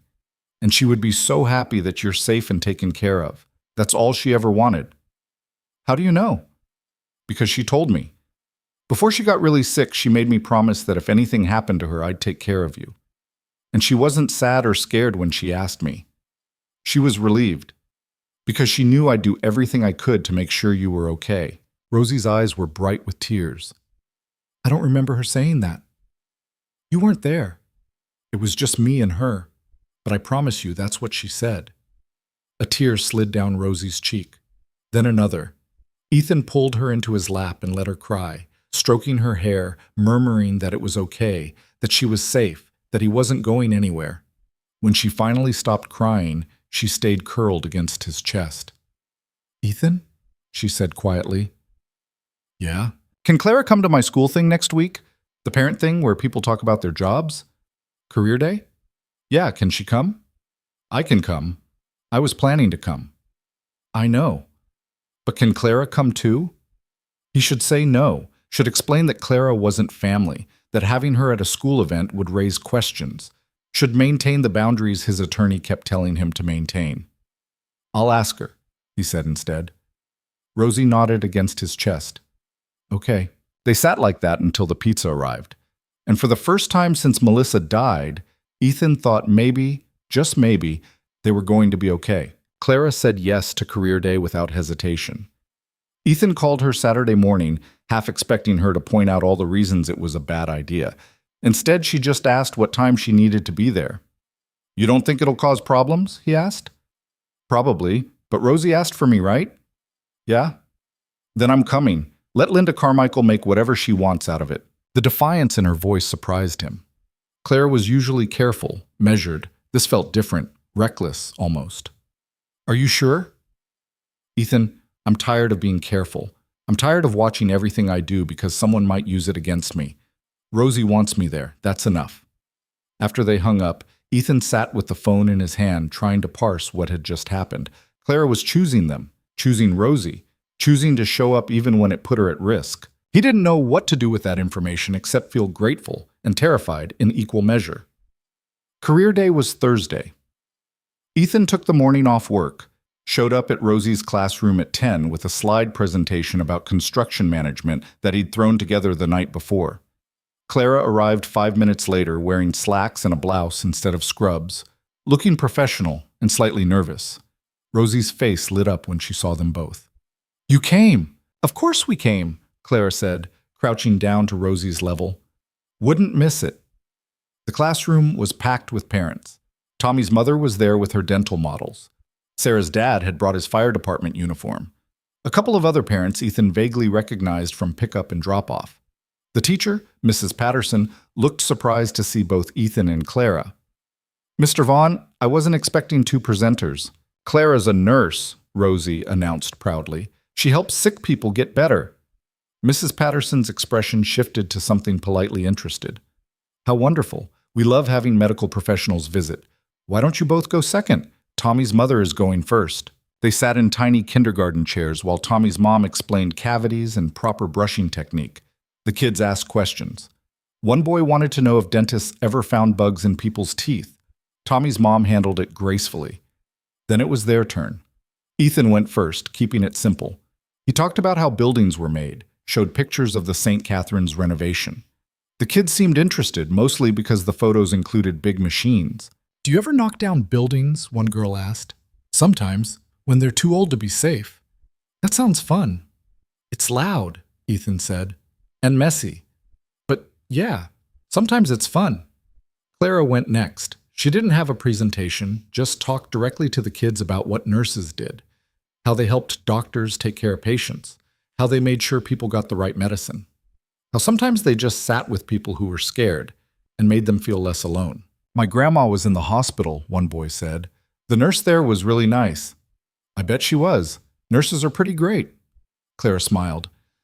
"Being a nurse means you get to help people on their worst days, and if you do it right, you make those days a little less scary."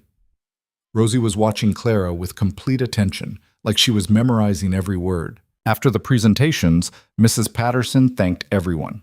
Parents started filtering out. Ethan and Clara hung back while Rosie gathered her things.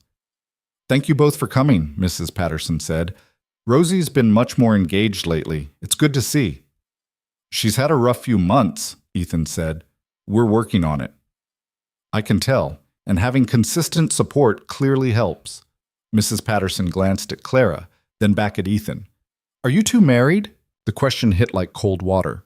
"No, Clara's a friend. She helps out with Rosie sometimes." "I see." Mrs. Patterson's tone was neutral, but something in her expression shifted. "Well, either way, the support is making a difference." She excused herself to deal with another student. Clara and Ethan stood in awkward silence. "That was pointed," Clara said quietly. "Yeah.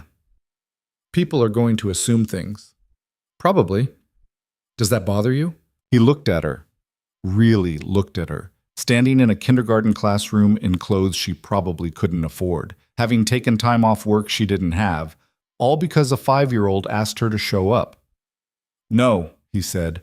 "It doesn't bother me." Something flickered in Clara's expression. Before she could respond, Rosie ran over. "Can Clara come to lunch with us?" she asked. "I have to get back to work, sweetheart," Clara said. "But maybe another time?" "Tomorrow?" "Rosie, Clara has her own schedule. We can't just—" "Tomorrow works," Clara interrupted. "I'm off at 3. I can pick you up from school if Ethan's okay with it."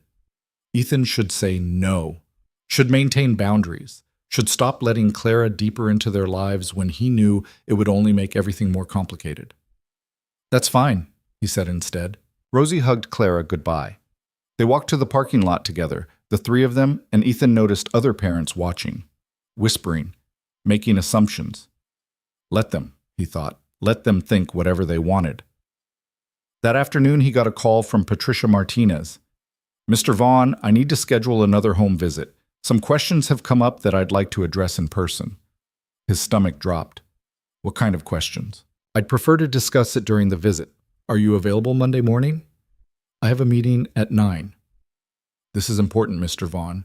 I suggest you reschedule your meeting." It wasn't a suggestion. It was an order. Fine. Monday morning. She hung up without pleasantries. Ethan immediately called his attorney. She knows something, he said. Patricia Martinez.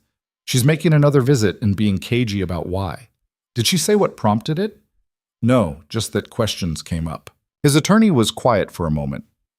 Has anything changed in your situation? New relationships, living arrangements, anything that might raise flags? Clara. She was asking about Clara. I have a friend who's been helping with Rosie, a nurse from the clinic, nothing inappropriate, just someone who's been supportive. How supportive? She comes over sometimes, helps with homework, picked Rosie up from school once or twice, came to career day this morning. Ethan, listen to me very carefully. Family court looks for stability and consistency. If they think you're introducing romantic relationships into Rosie's life when her custody is still being finalized, that's going to be a problem. It's not a romantic relationship. Are you sure? Because from what you're describing, it sounds like this woman is acting in a parental capacity. And if you're not married to her, if there's no formal commitment, the court is going to see that as unstable. So what am I supposed to do? Push away the one person who's actually helping us? I'm saying be careful. Be smart. Don't let your personal life complicate your custody case. She paused. Is this woman important to you? The question should have been easy to answer, should have been a simple yes or no, but it wasn't simple. Nothing about Clara was simple. Yeah, he said finally, she is. Then you need to decide what you're willing to risk. Because if this goes sideways, you could lose Rosie. Is this woman worth that? He didn't have an answer. Monday morning, Patricia Martinez arrived at 8:30. She declined coffee, sat in the living room with her notebook, and got straight to business. Mr. Vaughn, I've received some information that I need to verify. Is it true that you've been involving Clara Bennett, a nurse from the pediatric clinic, in Rosie's care? Clara's a friend. She helps out occasionally. How occasionally? I don't know. A few times a week, maybe. And what does this help consist of? She picks Rosie up from school sometimes, comes over for dinner, helps with homework, normal friend stuff. Patricia wrote something down. Does Rosie call her anything specific? A nickname? A title? She calls her Clara. Not Aunt Clara or anything similar? No. More writing. And how would you characterize your relationship with Ms. Bennett? Friendship? Something more? There it was. The question he'd been dreading. We're friends. That's it. But you'd like it to be more. I didn't say that. You didn't have to, Mr. Vaughn. I've been doing this for 15 years. I can read between the lines. Patricia looked up from her notebook. Here's my concern. Rosie has experienced significant trauma. She needs stability, not a revolving door of adult relationships. If you're pursuing something with Ms. Bennett, that needs to be serious and committed. Otherwise, you're setting Rosie up for another loss. Clara's not going anywhere. How do you know? You've known her for what, 2 months? That's not enough time to make promises. It's enough time to know she cares about Rosie. I'm sure she does. But caring isn't the same as commitment, and commitment is what Rosie needs. Patricia closed her notebook. I'm going to be direct with you. If this relationship with Ms. Bennett is casual, end it now. Don't let Rosie get more attached to someone who might not be there in 6 months. But if it's serious, then formalize it. Make it clear what role she plays in Rosie's life. Because right now it looks unstable. And unstable doesn't work in your favor. After she left, Ethan sat in the empty apartment trying to process what had just happened. Patricia Martinez had essentially given him an ultimatum. Commit to Clara or cut her out. As if it were that simple. As if relationships operated on timelines convenient for custody evaluations. He called Clara during his lunch break. Patricia came by this morning, he said. And? And she knows about you, about us, whatever we are. Clara was quiet. What did you tell her? The truth. That you're a friend who helps out. Did she believe you? No. Another pause. What does this mean? It means we need to be more careful, or more committed. Patricia basically said it has to be one or the other. And which one do you want? The question hung between them. Ethan stared out his office window at the city below, all those buildings he'd helped construct, concrete and steel. Permanent structures built to last. What he had with Clara didn't feel like concrete and steel. It felt fragile, like something that could shatter if he held it wrong. I don't know, he admitted. Clara's breath caught. Okay. Clara, no, it's okay. I get it. This is complicated. You've got a lot at stake. Her voice was steady, but he could hear the hurt underneath. Maybe Patricia's right. Maybe we should cool things off for a while. I didn't say that. You didn't have to. I'm not trying to push you away. I know, but maybe you should be. She was quiet for a moment. I'll still pick Rosie up today. I promised her. But after that, maybe I should give you some space. Let you figure out what you want without me complicating things. You're not a complication. Aren't I? He didn't have a good answer to that. They hung up with everything unresolved. Ethan tried to work, failed miserably. Left the office early and drove aimlessly, trying to clear his head. The problem was that Patricia was right. He was falling for Clara. Had been falling for her since the moment she'd seen through his billionaire facade to the terrified man underneath. And Rosie was getting attached. Was starting to depend on Clara in ways that would hurt like hell if Clara disappeared. But formalizing a relationship after 2 months felt insane. People didn't work that fast. Feelings didn't develop on custody evaluation timelines. Except his had. He picked up Rosie from Clara's apartment at 5. She'd kept her promise, had taken Rosie to the park after school. Rosie was chattering about the swings, about a dog they'd seen, about the ice cream Clara had bought her. Thanks for today, Ethan said to Clara at the door. No problem. Can we talk later, after Rosie's in bed? Clara hesitated. I don't think that's a good idea. Please.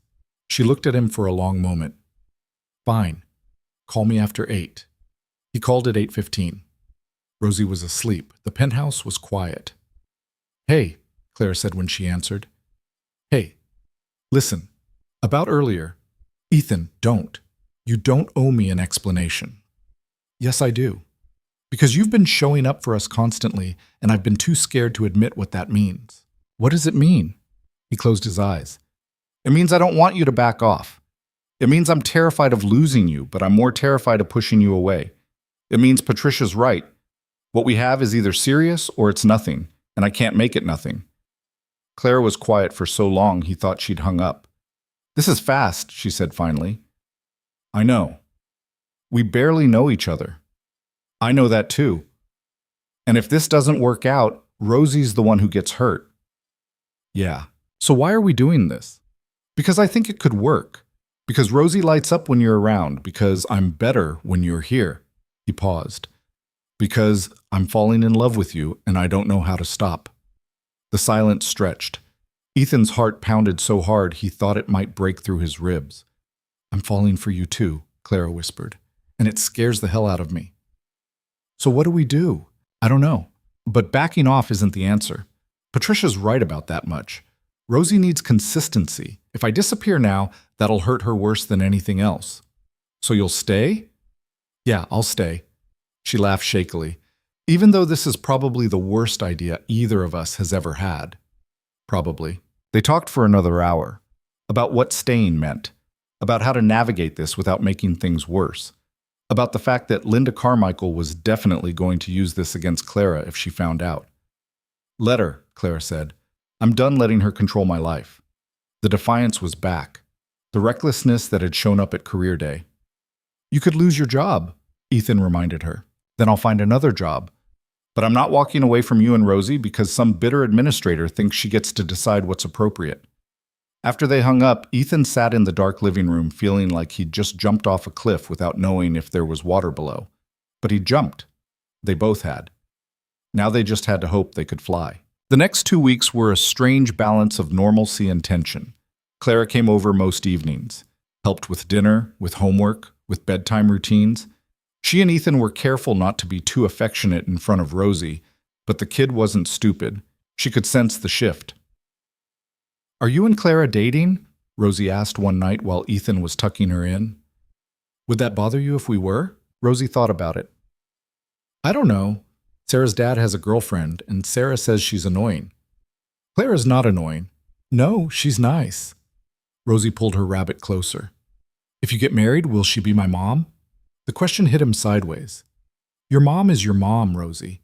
Nobody can replace her. But if Clara and I were together, she'd be someone who cares about you, someone you could count on. Like a bonus mom? Yeah, like that. Rosie seemed satisfied with that answer. She settled into her pillow. Okay. Okay? Yeah, I like Clara. She can be my bonus mom if she wants. Ethan kissed her forehead, emotions threatening to choke him. Good night, sweetheart. Good night. He found Clara in the kitchen, washing dishes that didn't need washing. She did that when she was nervous, found tasks to keep her hands busy. Rosie just asked if you'd be her bonus mom if we got married, he said. Clara's hand stilled in the soapy water. What did you tell her? That you'd be someone she could count on. And what did she say? She said she likes you, that you can be her bonus mom if you want. Clara turned around, her hands dripping, her eyes were bright. That's a lot of pressure. I know. I don't know how to be anyone's mom. I barely know how to take care of myself. You're doing fine so far. She laughed, but it came out shaky. This is insane, Ethan. 2 months ago, I didn't know you existed. Now I'm apparently someone's bonus mom?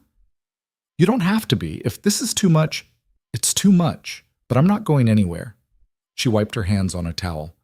I talked to my supervisor today, asked if there were any openings at other hospitals. What? Why? Because Linda Carmichael is making my life hell. Because I'm tired of watching my back every second. Because if I'm going to do this, really do this with you, I can't have her using my job as leverage. Did you find anything? Maybe. There's a position at County General, Pediatric ER. Better pay, better hours. I have an interview next week. That's good. That's really good. Yeah. She looked uncertain. Is it weird that I'm making career decisions based on a relationship that's barely 2 months old? Probably. But we're kind of past weird at this point. She smiled at that, crossed to where he stood and wrapped her arms around his waist. He held her, breathing in the scent of her shampoo, feeling her heartbeat against his chest. I love you, she said quietly. I know it's fast and probably stupid, but I do. It's not stupid. It feels stupid. Well, I love you too, so we can be stupid together. She laughed against his shoulder. Okay, deal. They stood like that for a long time, holding each other in his too big kitchen while Rosie slept down the hall. This was what family felt like. Not perfect, not simple, but real. And for the first time since Melissa died, Ethan let himself believe it might actually last. The interview at County General went well. Clara got the job offer 3 days later. Better pay, better hours, no Linda Carmichael. She put in her notice at St. Catherine's the same day. Linda called her in for an exit interview. Clara went in prepared for a fight. I understand you're leaving us, Linda said, her voice cold. Yes, I've accepted a position at County General. I see. May I ask why? Clara met her eyes directly. Because I don't work well in environments where I'm constantly monitored and second-guessed. I prefer to work somewhere that trusts its staff. Linda's expression hardened. I hope you understand that I'll be providing a reference if County General contacts me, and I'll be honest about your performance here.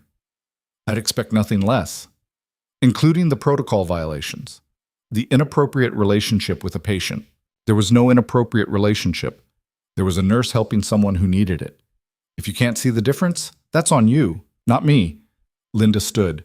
You're dismissed, Ms. Bennett. Please clean out your locker by end of shift. Clara left without another word. She texted Ethan from the parking lot. It's done. I'm officially free. He called immediately. How do you feel? Terrified, relieved, like I just jumped off a building. Welcome to the club. I've been feeling like that for months. She laughed. We're a mess, aren't we? The best kind of mess. Her last shift at St. Catherine's was Friday.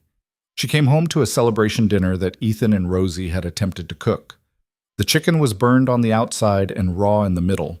The vegetables were somehow both mushy and hard. The rice was stuck to the bottom of the pot. This is terrible, Clara said, trying not to laugh. We tried, Ethan defended. You really did. She kissed him. Order pizza? Already done. Should be here in 20 minutes. They ate pizza on the living room floor, Rosie between them, watching a movie about talking animals. Normal. Domestic. Perfect in its imperfection. After Rosie went to bed, Clara and Ethan sat on the couch together. She had her head on his shoulder. His arm was around her.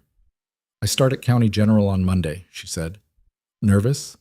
Yeah, new place, new people, but good nervous. You're going to be great. You have to say that. You're my boyfriend. I'm saying it because it's true. You're one of the best nurses I've ever seen. You've seen like 3 nurses total. Quality over quantity. She smiled, turned her head to look at him. Thank you. For what? For being worth the risk, for making me believe this could work. He kissed her, slow and gentle. We're going to make it work. Promise? Promise. Sunday afternoon, Patricia Martinez made an unannounced visit. She showed up at 3 o'clock, knocked sharply on the door. Ethan opened it to find her standing there with her omnipresent notebook. Ms. Martinez, I wasn't expecting you. Unannounced visits are part of the process, Mr. Vaughn. May I come in? He stepped aside. She walked into the living room where Rosie and Clara were building a blanket fort.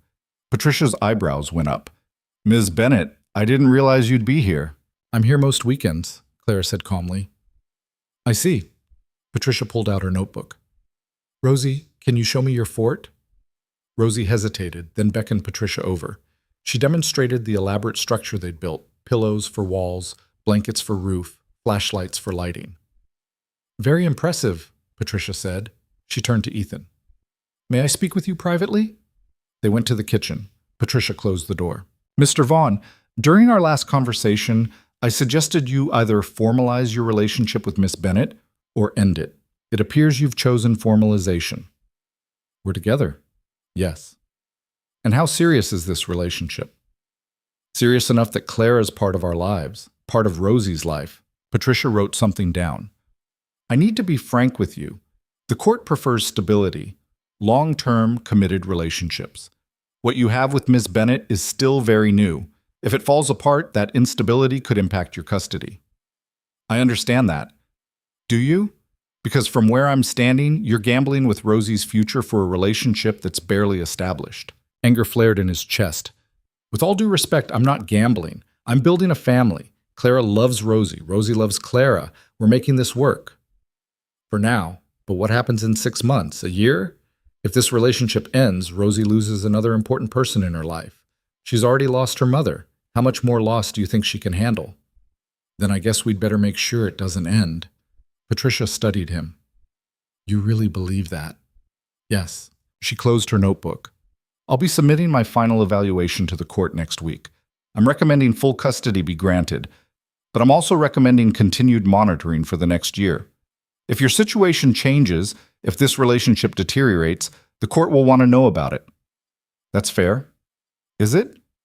Because I'm essentially putting your personal life under surveillance. I have nothing to hide. I hope that's true, Mr. Vaughn, for Rosie's sake. She left after that. Ethan stood in the kitchen, hands braced on the counter, trying to process what had just happened. Full custody. She was recommending full custody. He'd won. Clara found him 10 minutes later, still standing in the same spot. Hey, you okay? Patricia's recommending full custody, with continued monitoring, but still. I'm going to keep Rosie. Clara's face broke into a huge smile. Ethan, that's amazing. He pulled her into his arms, holding her tight. We did it. We actually did it. You did it. You showed them you could be what she needs. We did it, he corrected. I couldn't have gotten here without you. They stood like that, holding each other, until Rosie called from the living room asking if they were going to help finish the fort or if she had to do everything herself. They finished the fort, ate dinner inside it, watched a movie with flashlights and popcorn. Clara fell asleep halfway through, her head on Ethan's shoulder, Rosie curled against her side. This was it. This was the family they'd built from grief and fear and hope. Imperfect, unconventional, held together by determination and love. And as Ethan looked at the 2 people who'd become his entire world, he knew that everything they'd risked had been worth it. The court date was set for 3 weeks later. Ethan woke up that morning with his stomach in knots, the kind of nerves that no amount of deep breathing could fix. He'd been through hostile takeovers, faced down investors who wanted his head, stood in front of boards that could make or break his career with a single vote. None of it compared to this. Clara stayed over the night before. She was in the kitchen making coffee when he came out of his bedroom, already dressed in the suit his attorney had told him to wear, conservative, trustworthy, Nothing flashy. You look terrified, Clara said, handing him a mug. I am terrified. You're going to be fine. Patricia recommended full custody. The evaluation was positive. This is just a formality. Nothing with the court is just a formality. She kissed his cheek. Then I guess it's a good thing you're not doing this alone. Rosie came out of her room still in her pajamas, dragging her rabbit. Mrs. Chen was coming to watch her during the hearing. Ethan had explained what was happening in terms a 5-year-old could understand. The judge was going to say officially that she could stay with him forever. Are you scared? Rosie asked him over breakfast. A little bit, are you? She nodded. What if the judge says no? Then we figure out what comes next. But I don't think that's going to happen. Promise? He wanted to promise. Wanted to give her the certainty she was asking for. But he'd learned the hard way that promising things outside his control was cruel. I'm going to do everything I can to make sure you stay here, he said instead. That's what I can promise. Rosie seemed to accept that. She ate her cereal slowly, legs swinging under the chair. Clara sat with her while Ethan paced the living room, checking his phone compulsively, even though there was nothing to check. At 8:30, Mrs. Chen arrived. Ethan kissed Rosie goodbye, told her he'd be back soon, tried not to see the fear in her eyes. Clara drove them to the courthouse. Her new job at County General had better hours, and she'd taken the morning off without hesitation. She parked in the massive lot and they walked inside together, through metal detectors and security checkpoints, into a building that smelled like floor polish and stress. His attorney met them in the hallway outside the courtroom. Sharon Kim was in her 40s, sharp as hell, expensive suit that probably cost more than Clara made in a month. Ready? She asked Ethan. No. Good answer. The honest ones usually do better. She glanced at Clara. You must be Clara Bennett. That's me. Patricia Martinez mentioned you in her report, spoke highly of your involvement with Rosie. That's going to help. They went into the courtroom. It was smaller than Ethan expected, less dramatic. Wood paneling, a judge's bench, a few rows of seats.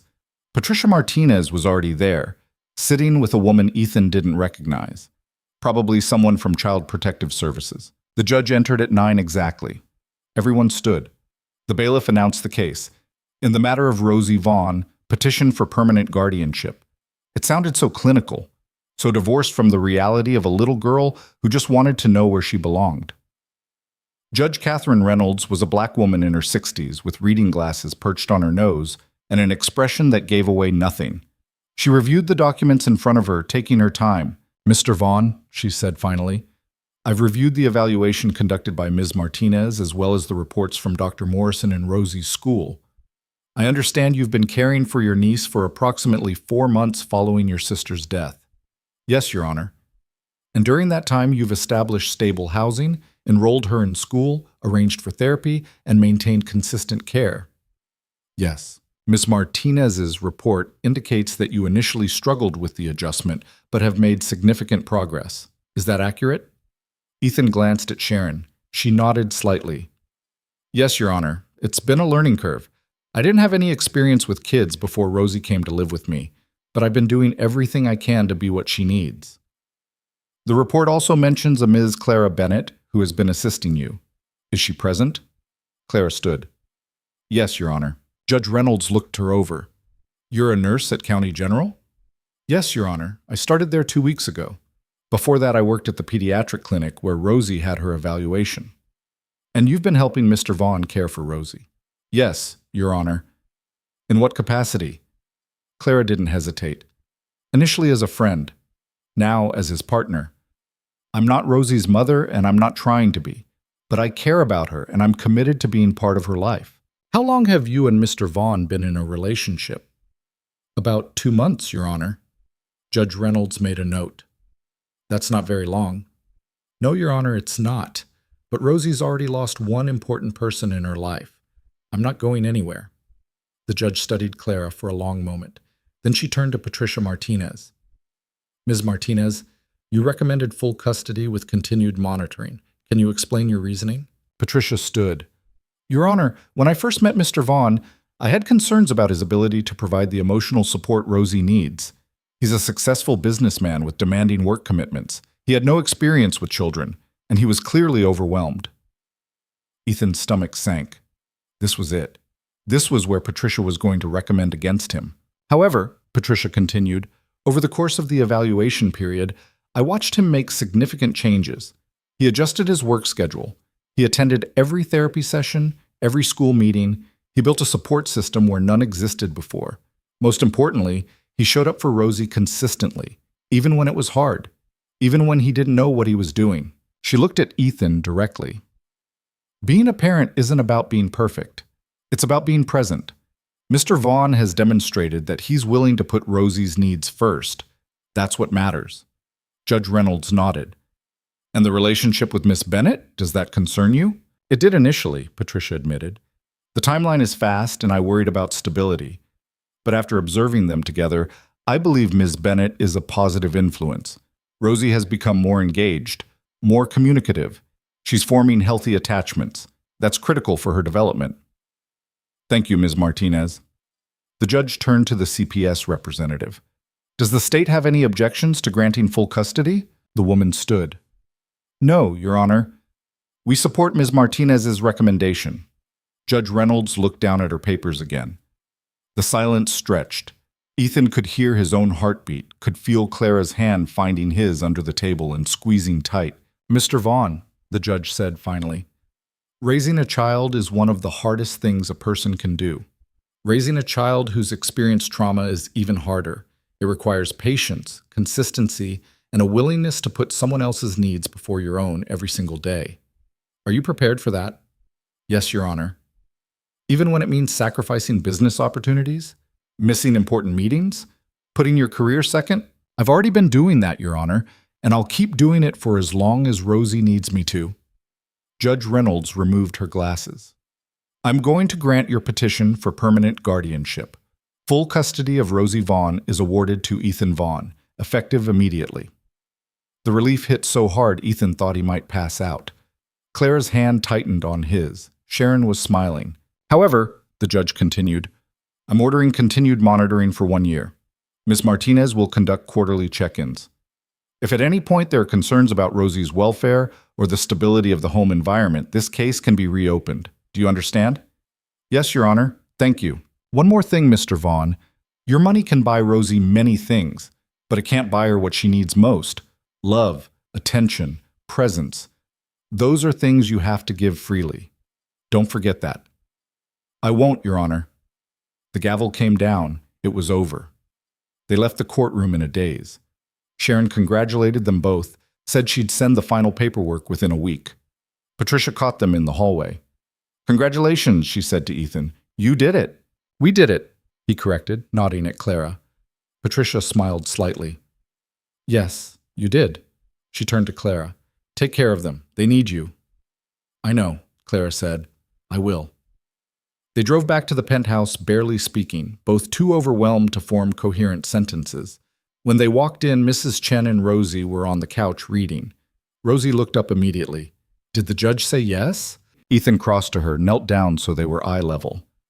The judge said yes. You're staying with me. Forever.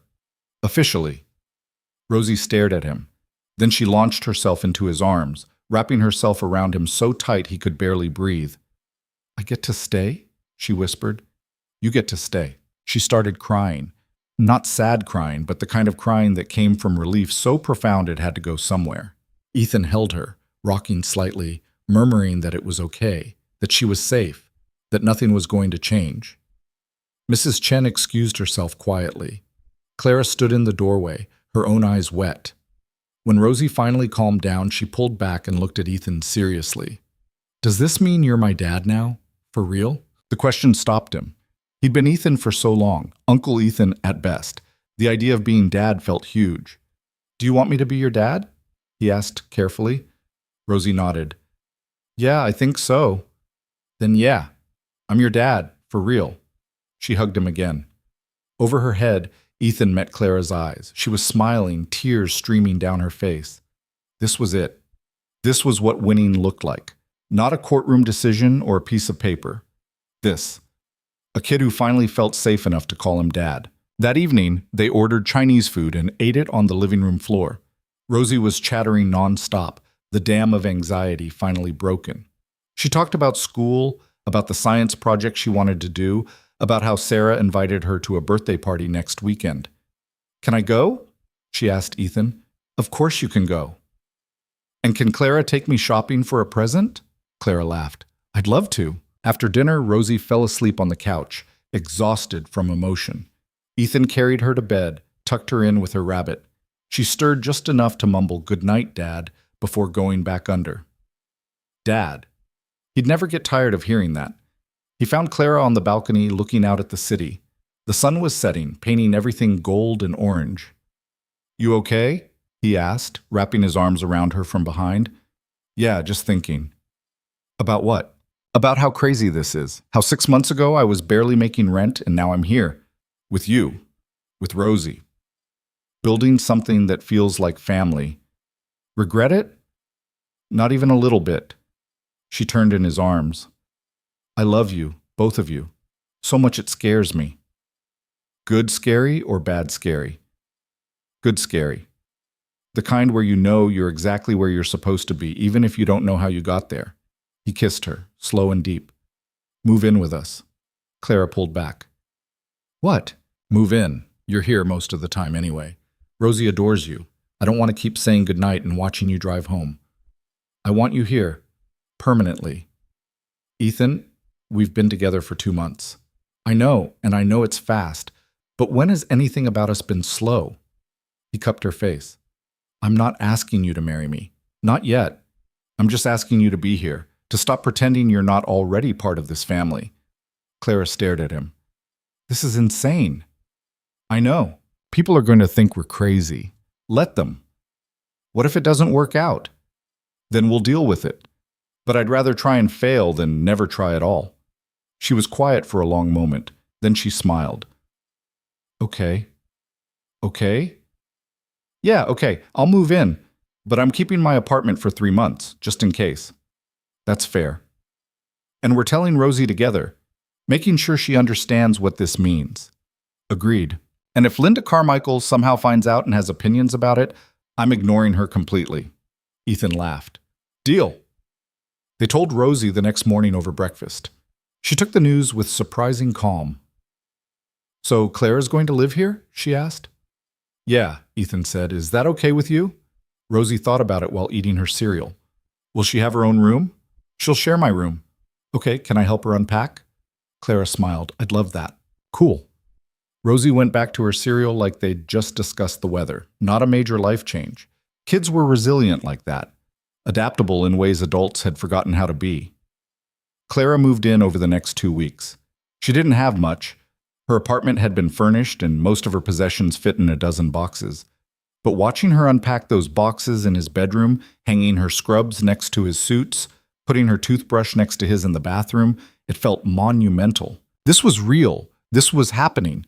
They were building a life together. Rosie helped organize Clara's books on the shelf. Mrs. Chen made approving comments about having another woman in the house.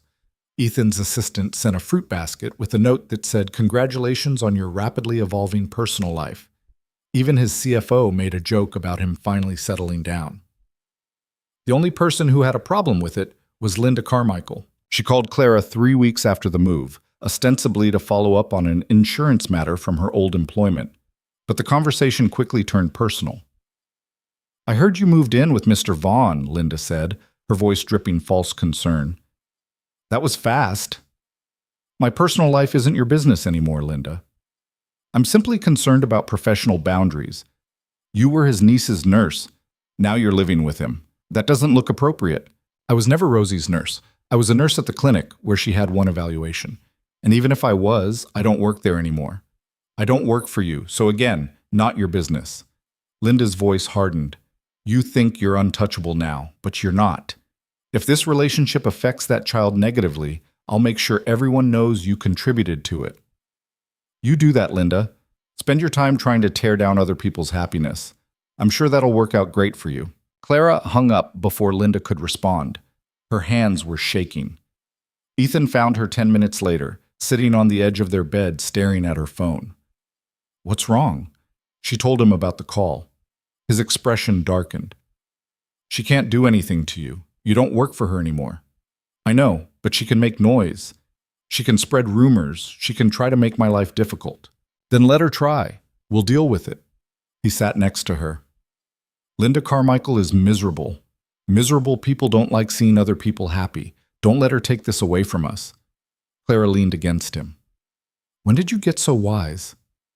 I'm not wise. I just learned that holding on to things that don't matter is exhausting.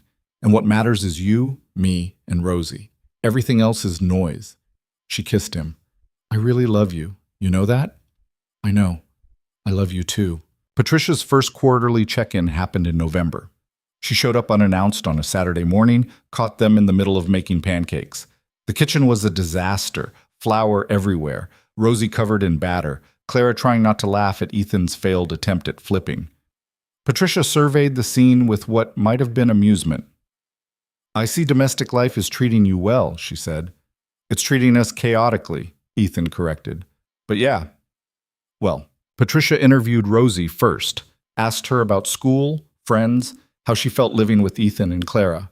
Rosie answered honestly. She liked her new school, had 2 friends now instead of 0, felt safe at home. And how do you feel about Clara living here? Patricia asked. It's good. She helps with homework and she makes better pancakes than Dad. Rosie paused. She's not my mom, but she's Clara. That's good enough. Patricia nodded. She talked to Ethan and Clara separately, asked about their relationship, about plans for the future. Clara was starting school to get her nurse practitioner license. Ethan had scaled back his work hours, promoted his COO to handle more of the day-to-day operations. You seem happy, Patricia observed to Ethan. I am. Good. Happiness looks good on you. She closed her notebook. I'm satisfied with the progress here. Rosie is thriving. You've created a stable, loving home. Keep doing what you're doing. After she left, Ethan felt like he could finally breathe. The sword hanging over his head was still there, but it felt less sharp, less immediate. They finished the pancakes, ate them together at the kitchen island, made plans for the rest of the weekend. Grocery shopping, park time, maybe a movie. Normal things. Family things. This was what he'd been fighting for all along. 6 months after the custody decision, Ethan proposed. Not with a grand gesture or a public display. Just the 2 of them on the balcony after Rosie had gone to bed, the city lights stretching forever below them. I know we said we'd take things slow, he started. Clara laughed. We've never taken anything slow. Fair point. So I'm not going to start now. He pulled out a ring, simple, elegant, nothing ostentatious. Marry me. Not because it looks good for custody evaluations or because it's what people expect. Marry me because I want to spend the rest of my life doing this, being a family with you and Rosie. Clara's eyes filled. You're supposed to get on one knee. I don't care about supposed to. I care about you saying yes. Yes, you idiot. Of course, yes. He slid the ring on her finger, kissed her while the city hummed below them. They were building something that wasn't supposed to work. A billionaire, a poor nurse, a traumatized kid. All the pieces that didn't fit on paper. But life wasn't paper. Life was messy and complicated and unpredictable. And sometimes the things that weren't supposed to work were exactly what everyone needed. They told Rosie the next morning. She shrieked, hugged them both, immediately started planning what dress she'd wear to the wedding. Can I be the flower girl? She asked. You can be whatever you want, Clara said. I want to be the flower girl, and I want my dress to be purple. Purple it is. They got married in the spring, small ceremony in the penthouse, with just family and close friends. Rosie walked down the aisle in her purple dress, scattering flower petals everywhere. Clara wore a simple white dress that made Ethan's breath catch. They wrote their own vows, honest, real, free of platitudes about perfect love. I promise to keep showing up, Ethan said. Even when it's hard, even when I don't know what I'm doing, even when I mess up, which I will, because that's what people do. I promise to choose you and Rosie every single day. Clara's vows were simpler. I promise to love you both exactly as you are.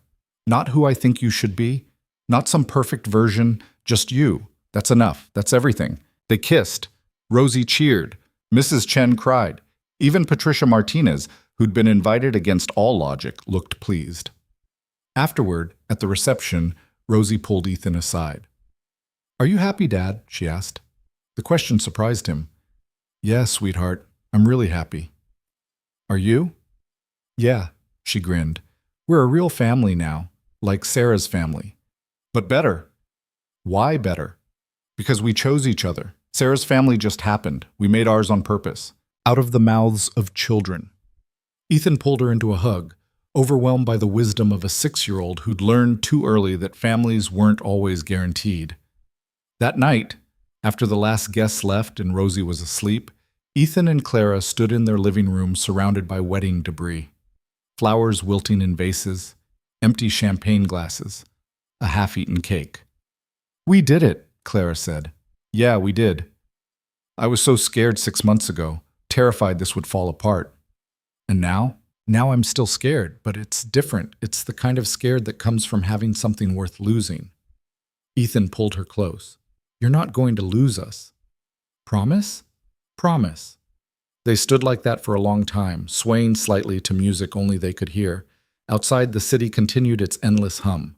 Inside, they'd built something that felt like home. The year of monitoring ended without incident. Patricia's final report was glowing. Rosie was thriving. The home environment was stable.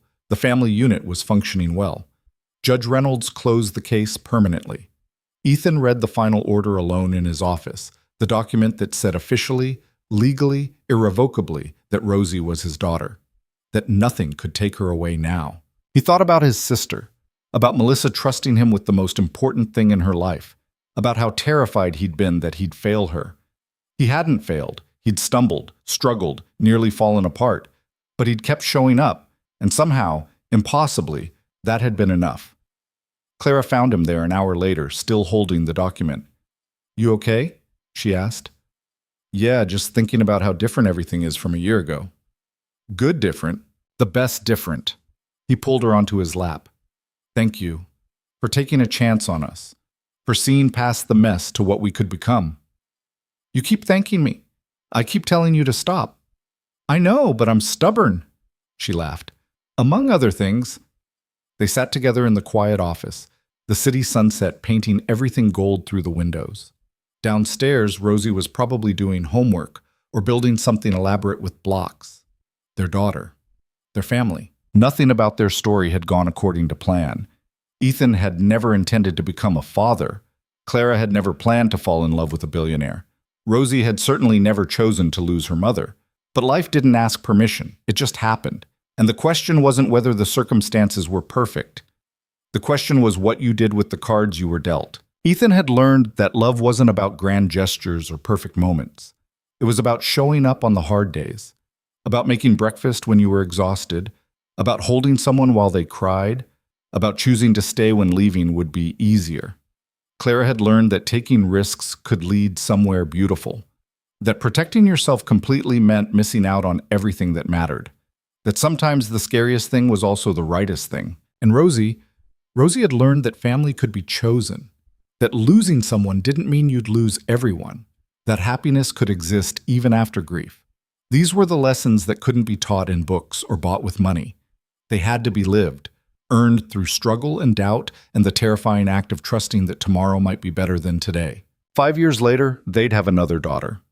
Clara would accidentally get pregnant despite their careful planning, and they'd spend 9 months equal parts terrified and excited. Rosie would be an amazing big sister.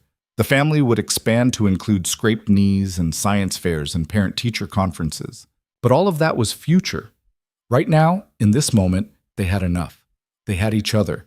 They had a home built on honesty instead of perfection. They had love that had survived scrutiny and doubt to become something unshakable.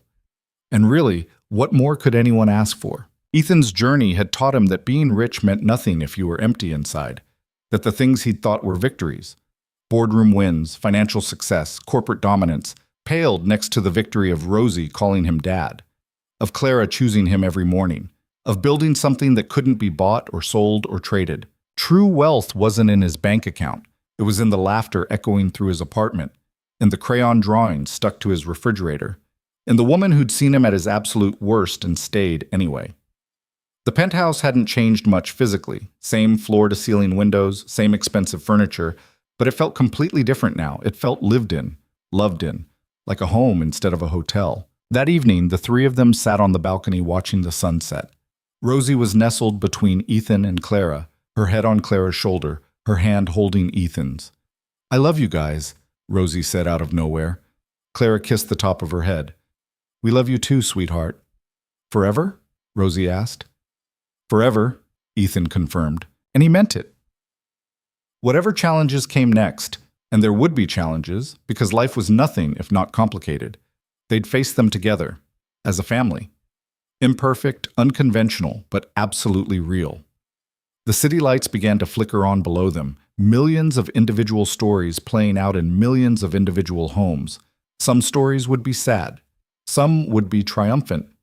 Most would be some messy combination of both. But this story, their story, had found its way to something worth keeping, something worth fighting for, something that proved that the best things in life couldn't be planned or controlled. They could only be lived.